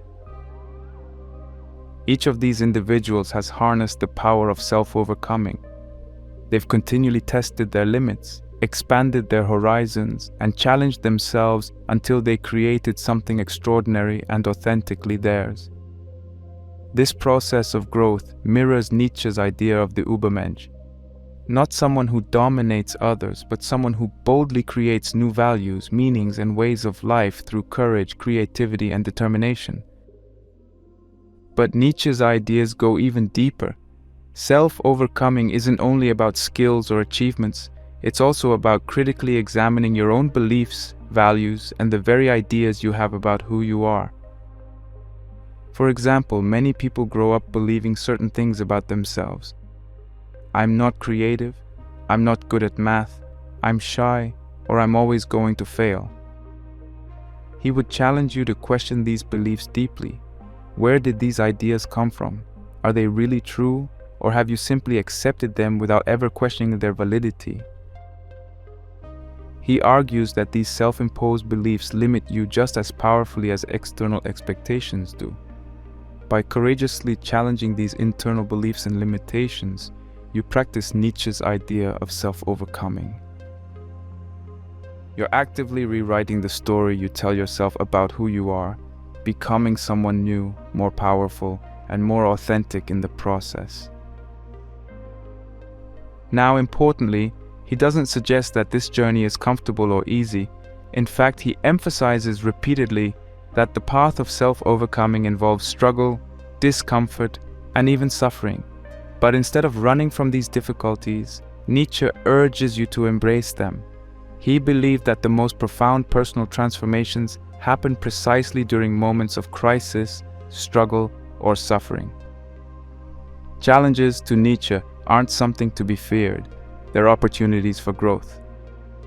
Every difficult moment you face, a rejection, a failure, a setback, provides a powerful chance to overcome yourself, to strengthen your character, and to clarify your values. He encourages us not to avoid discomfort, but to actively seek it out, seeing challenges as meaningful opportunities for creating and refining who we genuinely are. Finally, let's remember that Nietzsche's view of the Übermensch and self-overcoming is fundamentally optimistic. It tells us that who we are is never fixed. Instead, each of us has the ongoing power to creatively shape our lives, define new values, and continuously become someone new.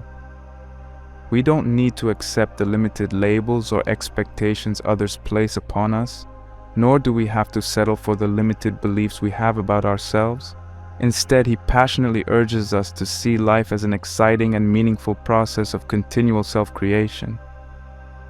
By embracing his philosophy, you come to view your identity not as a fixed, static thing, but as a constantly evolving journey. Each choice you make, each fear you overcome, each moment you face courageously contributes to the never-ending process of becoming who you truly are. The Übermensch, Nietzsche's ultimate ideal, symbolizes the powerful possibility we each hold within ourselves. The ability to boldly live according to our own authentic vision, continuously growing, transforming, and creating our true selves along the way.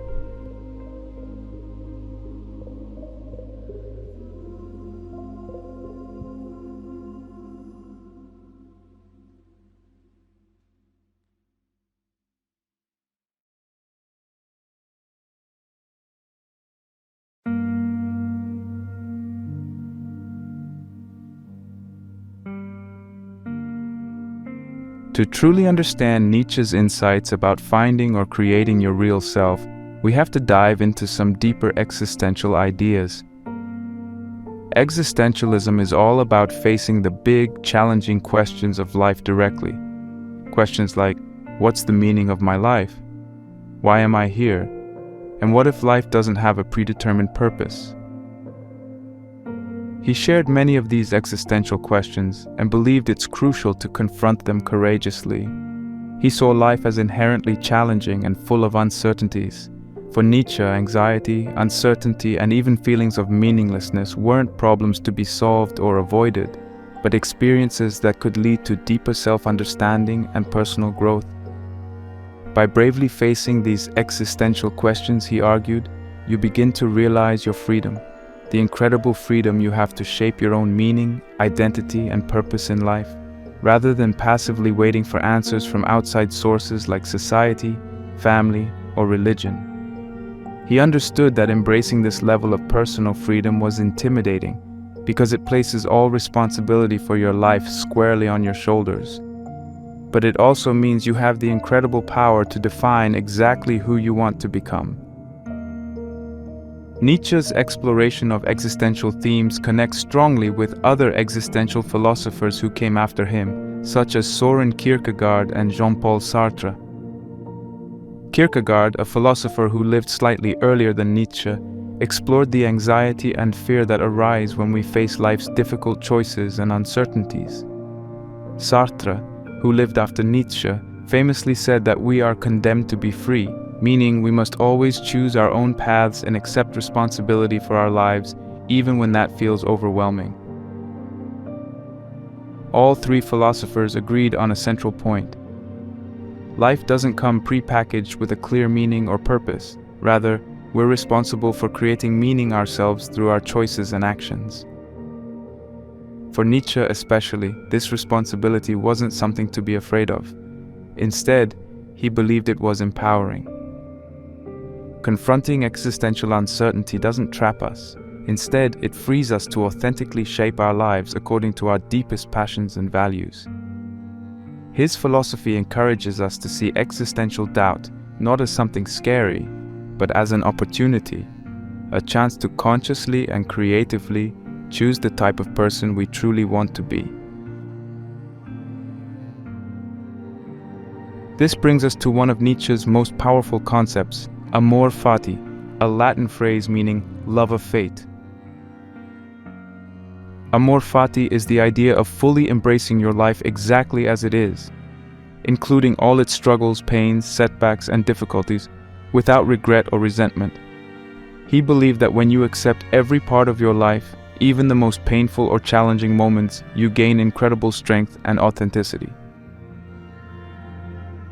This acceptance doesn't mean passively giving up or letting things happen without trying to change them. Instead, amor fati means genuinely affirming your experiences and viewing them as essential parts of who you're becoming. He wanted us not just to tolerate our struggles, but to actively embrace them, understanding that every difficulty you face contributes to shaping your character, deepening your strength, and clarifying your values.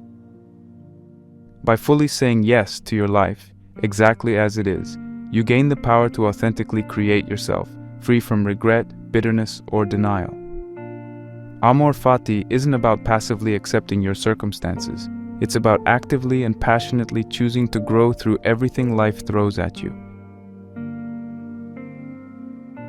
To help you really understand amor fati, Nietzsche proposed an interesting thought experiment called eternal recurrence. He asked us to imagine that our life would repeat itself infinitely, forever and ever. Imagine every choice you make, every moment of happiness, sadness, success, or failure will happen again and again, endlessly. Now ask yourself honestly, would you embrace this endless repetition? Would you love your life enough to say yes to experiencing everything over and over again exactly as it is? Nietzsche believed that if your answer was no, this might mean you're not yet living authentically or courageously enough. Perhaps you're still holding yourself back, living according to someone else's expectations rather than truly embracing your own path. This challenging thought experiment is designed to make you deeply reflect on your life choices. It forces you to question whether you're living authentically or just conforming. It challenges you to start making deliberate, meaningful decisions. Decisions that you would gladly experience infinitely, knowing that they're truly yours. So let's apply these existential ideas practically. Ask yourself, in what areas of your life are you still living according to what others expect or want from you, instead of what you truly desire or believe? Where are you still conforming without question? Perhaps choosing career paths, hobbies, or relationships simply because that's what everyone around you is doing, or what seems safest or easiest. Maybe you're pursuing a career or college degree that your parents want, but that doesn't excite you. Maybe you find yourself hiding certain interests or passions out of fear of judgment. Nietzsche would strongly urge you to confront these moments of conformity courageously. He would remind you that true self-discovery and self-creation begin the moment you start asking yourself difficult questions. Am I choosing this because it genuinely fulfills me, or am I doing it because it's expected? Am I truly embracing who I am, or am I trying to fit a mold created by others? Imagine a scenario to make this clear. Suppose you've always wanted to pursue art, but your parents insist that you must study engineering because it's practical. For years, you might quietly follow this path, feeling unsatisfied but telling yourself it's the safe choice. But if you imagine the eternal recurrence, living this unhappy decision over and over, you might realize how deeply unsettling it would feel. Nietzsche would encourage you at that moment to bravely reconsider. Perhaps it means having an honest, difficult conversation with your family. Perhaps it means taking a bold step to pursue what you genuinely love, even if it's uncertain or risky. This act, this courageous willingness to choose authentically and meaningfully, is exactly what he means by embracing amor fati. You're not denying the difficulty or uncertainty of your choice. You're choosing to fully embrace it, knowing that the struggle itself will help you grow stronger and more genuine. Ultimately, embracing existential challenges and practicing amor fati allow you to transform your entire life into a meaningful journey of self-discovery. One powerful way to integrate these ideas into your daily life is through reflective practices, such as journaling or meditation. Take some time to regularly reflect on questions such as, what values do I hold purely because society expects them? What would my life look like if I courageously chose my values, goals, and path entirely for myself? Also, occasionally remind yourself of Nietzsche's powerful, eternal recurrence. Ask yourself periodically, if I had to live this day again and again for eternity, would I still make the same choices? These thought exercises aren't just philosophical games, they're practical tools to help you live with greater awareness, authenticity, and courage. Remember, Nietzsche's philosophy isn't intended to discourage or frighten you. It's meant to liberate and inspire you. Embracing existential challenges means acknowledging life's uncertainty and difficulty, yet still having the courage to create yourself authentically anyway. It means understanding that your life is completely yours to shape, with all its beauty and struggle, joy and sorrow. Every challenge, every setback, and every moment of doubt can be turned into an opportunity to grow, to deepen your understanding of yourself, and to strengthen your identity.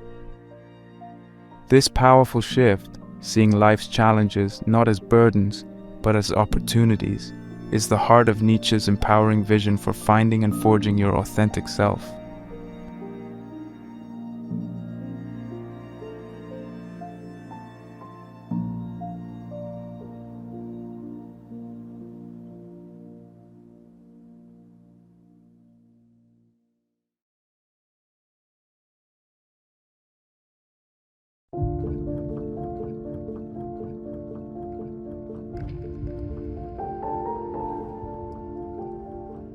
Now that we've explored Nietzsche's profound insights about self-discovery and self-creation, let's dive deeply into practical, everyday strategies that can help you apply these ideas directly to your life. Remember, he emphasized that your true self isn't something hidden and static, just waiting to be discovered. It's something you actively create through deliberate choices, courageous actions, and thoughtful reflection. The good news is there are powerful, accessible tools you can use right now to begin this exciting process.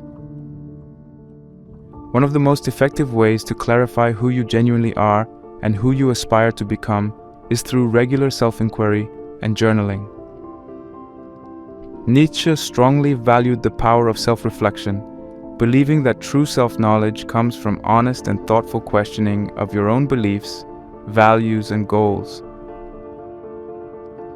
A great exercise you can start immediately is to write down, in your own words, what matters most to you in life.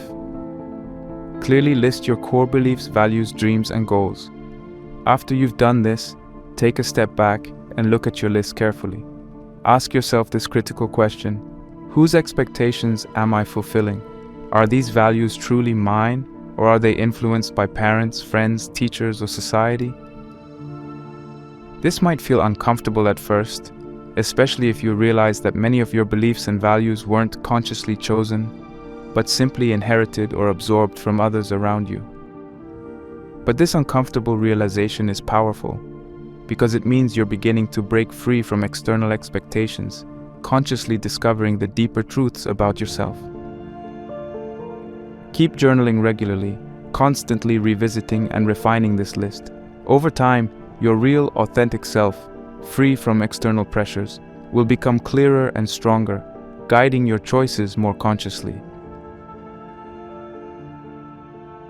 After journaling your initial beliefs and values, you can take it a step further with an exercise I call value reconstruction. Here, you'll deeply examine your values to see if they truly align with your authentic self, or if they've been imposed upon you by family, society, or cultural expectations. Start by clearly listing your top 5 or 6 values. For instance, these might include honesty, achievement, creativity, family, wealth, success, kindness, independence, or even security. Once you've clearly identified these values, begin critically examining each one by asking, why is this important to me? Did I choose this value intentionally, or was it passed down to me without question? For example, suppose one of your top values is financial success. Ask yourself honestly, do I genuinely believe financial success matters most, or is this something society taught me to pursue without questioning? After careful reflection, experiment by temporarily setting aside or letting go of one culturally imposed value for a period of time. Observe how your perspective changes. Does letting go of society's definition of success, for example, help you feel freer, clearer, or more authentically connected to your own desires? Nietzsche would deeply appreciate this courageous experimentation because it represents precisely the type of thoughtful self-creation he advocated. Deliberately defining your values based on your own authentic vision rather than external pressures. Another powerful practice Nietzsche strongly advocated is consciously challenging your comfort zone. It's natural to seek comfort and security, but real growth, authenticity, and self-discovery typically happen outside this comfortable space. To begin, identify something you've always wanted to do but have consistently avoided because it makes you nervous, uncomfortable, or afraid. Perhaps it's public speaking, performing on stage, traveling alone, approaching someone new to start a friendship, or sharing your creative work publicly. Choose something specific that aligns deeply with your true desires and goals, even though it feels intimidating. Then commit yourself to actively facing that fear, even if only in small steps at first. If you're afraid of public speaking, for instance, begin by speaking up more often in class, joining a debate team, or volunteering to present a small talk to friends. With each courageous step forward, you'll discover new strength and confidence within yourself. Nietzsche would strongly support this approach, reminding you that the essence of self-overcoming is facing fears directly and turning them into opportunities for growth. Each time you successfully challenge yourself, your identity expands and your authentic self emerges more clearly. Of course, when you begin challenging your comfort zone, you will inevitably face internal obstacles, self-doubt, fear of failure, or anxiety about criticism. Nietzsche's concept of the will to power is precisely about harnessing your inner strength to overcome these challenges. Remember that the will to power isn't about overpowering others, but about mastering your internal world, transforming fear into courage and doubt into resilience. Practically, this means consistently reminding yourself why you've chosen this courageous path, clearly connecting your actions to your deepest personal desires and goals. When facing fear or doubt, remind yourself that growth inevitably involves discomfort and setbacks. Embrace each failure or rejection as a part of the journey, understanding that real courage isn't about never feeling afraid, it's about moving forward despite feeling fear. To manage fear or criticism more effectively, practice shifting your perspective. Instead of seeing setbacks as defeats, view them as valuable lessons that strengthen and clarify your authentic self. With practice, you'll build resilience, courage, and deeper self-confidence, enabling you to pursue your goals boldly. Another daily practice inspired by Nietzsche's philosophy is integrating amor fati, fully accepting and embracing each moment exactly as it is. Rather than resisting or complaining about challenging moments, try actively accepting them, even briefly. Start small. Perhaps you're stuck in traffic or frustrated by a school assignment. Instead of immediately feeling anger or resistance, deliberately say to yourself, I fully accept this moment exactly as it is. Actively look for a lesson, insight, or opportunity hidden within each frustration. Maybe that traffic jam becomes an opportunity for reflection, or your frustration with an assignment pushes you to ask for help and learn something new. Over time, these small acts of conscious acceptance add up to a powerful mindset shift, transforming your relationship with life's challenges. This doesn't mean becoming passive or giving up when things become tough. Instead, it means actively choosing to embrace difficulty as an essential part of your growth and self-discovery. Finally, it's crucial to adopt a long-term perspective on this journey of finding or creating your authentic self. Nietzsche believed very deeply that your identity isn't something fixed or final, it's a lifelong project, constantly evolving and changing. It's important to understand that self-discovery isn't about finding one final answer or achieving permanent clarity. Instead, it's about embracing the ongoing process of continuous growth, learning, and transformation. Your values and beliefs will naturally change as you experience more of life. Rather than feeling frustrated by this, embrace it as a sign you're authentically growing.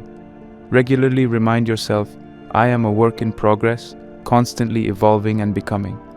When you encounter setbacks or moments of uncertainty, remind yourself that they're essential parts of this lifelong journey. Nietzsche himself believed passionately that life is always becoming, never static, always dynamic.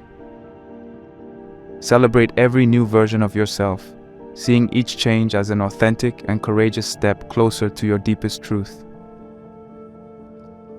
By applying these practical strategies, journaling deeply, reconstructing your values, actively challenging comfort zones, overcoming internal obstacles, practicing acceptance through amor fati, and embracing lifelong growth, you'll not only bring Nietzsche's powerful philosophy to life, but you'll genuinely create a meaningful, authentic self that's entirely yours.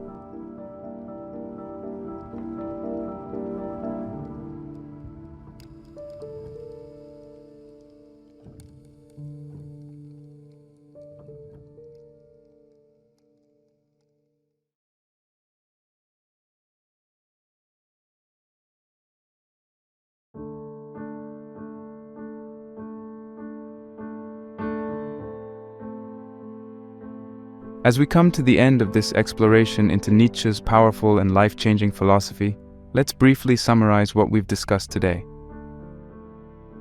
We began by asking one of life's most important questions: who am I really?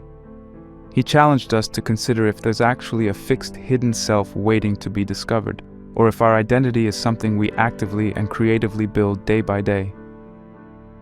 We explored how Nietzsche believed that life itself is driven by a powerful force called the will to power, a fundamental drive within us that pushes us toward continual growth, creativity, and self-overcoming. Rather than merely dominating others, he emphasized that true power lies in mastering ourselves, in growing beyond our fears, limitations, and the boundaries we once thought impossible to cross. We then discussed how society's morality and expectations often stifle individuality by pressuring us to conform to ideas, beliefs, and traditions that might not align with our true selves. Nietzsche called us to become free spirits, people brave enough to question social expectations and consciously choose our own authentic values. By doing this, we free ourselves from the herd mentality and gain the courage to live authentically and passionately. Next, we learned about Nietzsche's concept of self-overcoming and the inspiring figure of the Übermensch, someone who isn't necessarily superhuman, but is instead someone constantly striving to creatively overcome their personal limitations and create their own meaning. This powerful idea showed us how everyday challenges, setbacks, and even suffering can be viewed as opportunities for deep personal transformation. In exploring existential challenges, we connected Nietzsche's ideas to other existential philosophers like Kierkegaard and Sartre, noting that life's uncertainties, fears, and anxieties are opportunities to become stronger, more self-aware, and genuinely free. Nietzsche introduced us to the powerful concept of amor fati, fully embracing life exactly as it is, including the struggles and painful experiences, knowing that every experience contributes meaningfully to who we are becoming. We also reflected on his thought experiment of the eternal recurrence, asking ourselves if we're living a life we'd willingly experience repeatedly, forever. Finally, we discussed practical strategies for applying this philosophy in everyday life, such as reflective journaling, re-examining your values, actively challenging comfort zones, overcoming inner fears, and practicing acceptance. If today's discussion sparked your curiosity or inspired you to explore Nietzsche's philosophy more deeply, I strongly encourage you to dive into his powerful writings yourself. His books, especially Beyond Good and Evil and Thus Spoke Zarathustra, provide profound insights that can help you think more clearly, question more courageously, and live more authentically. These books may challenge you, even unsettle you at times, but they'll also empower you with insights that have inspired countless individuals around the world to live boldly and authentically. To truly internalize these ideas, try journaling regularly. Write down your reactions to what you read, what challenges your beliefs, and how these ideas apply directly to your life experiences. The goal isn't just to read Nietzsche's ideas passively, but to actively engage with them, to reflect deeply, to ask powerful questions, and to courageously apply these insights in real life. As we conclude this journey, I want you to remember something profoundly important. Nietzsche's philosophy is ultimately optimistic and empowering. He teaches us that who we are isn't fixed or predetermined. Your life, your identity, and your sense of self are entirely yours to create moment by moment, choice by choice. He believed this creative freedom is what makes life truly meaningful and extraordinary. When you courageously embrace the responsibility of self-creation, you begin living a deeply authentic and passionate life, a life shaped by your own values, dreams, and goals, rather than the expectations or pressures from others. Nietzsche reminds us that the path to finding our real self isn't easy. It demands courage, honesty, and persistence. But it's precisely this challenge that makes the journey so profoundly rewarding. Remember this as you continue your own journey. Discovering your real self is not about reaching a final perfect version of you. It's about embracing the incredible, ongoing process of becoming. It's about boldly facing each moment, each choice, each struggle, and each victory, knowing that you're consciously and passionately shaping the life you live. Keep exploring these powerful ideas. Keep questioning deeply, experimenting courageously, and growing authentically. Nietzsche would encourage you to never settle for a life that's merely comfortable or safe. Instead, bravely create your own meaning, pursue your passions, challenge your limits, and continuously discover who you're capable of becoming. Your journey toward authentic self-discovery has only just begun. and Nietzsche's profound insights can continue to guide, challenge, and inspire you every step of the way. Keep asking yourself important questions, keep journaling honestly, and most importantly, keep courageously creating yourself. Your true self is not waiting to be discovered. It's waiting for you to actively and passionately bring it to life.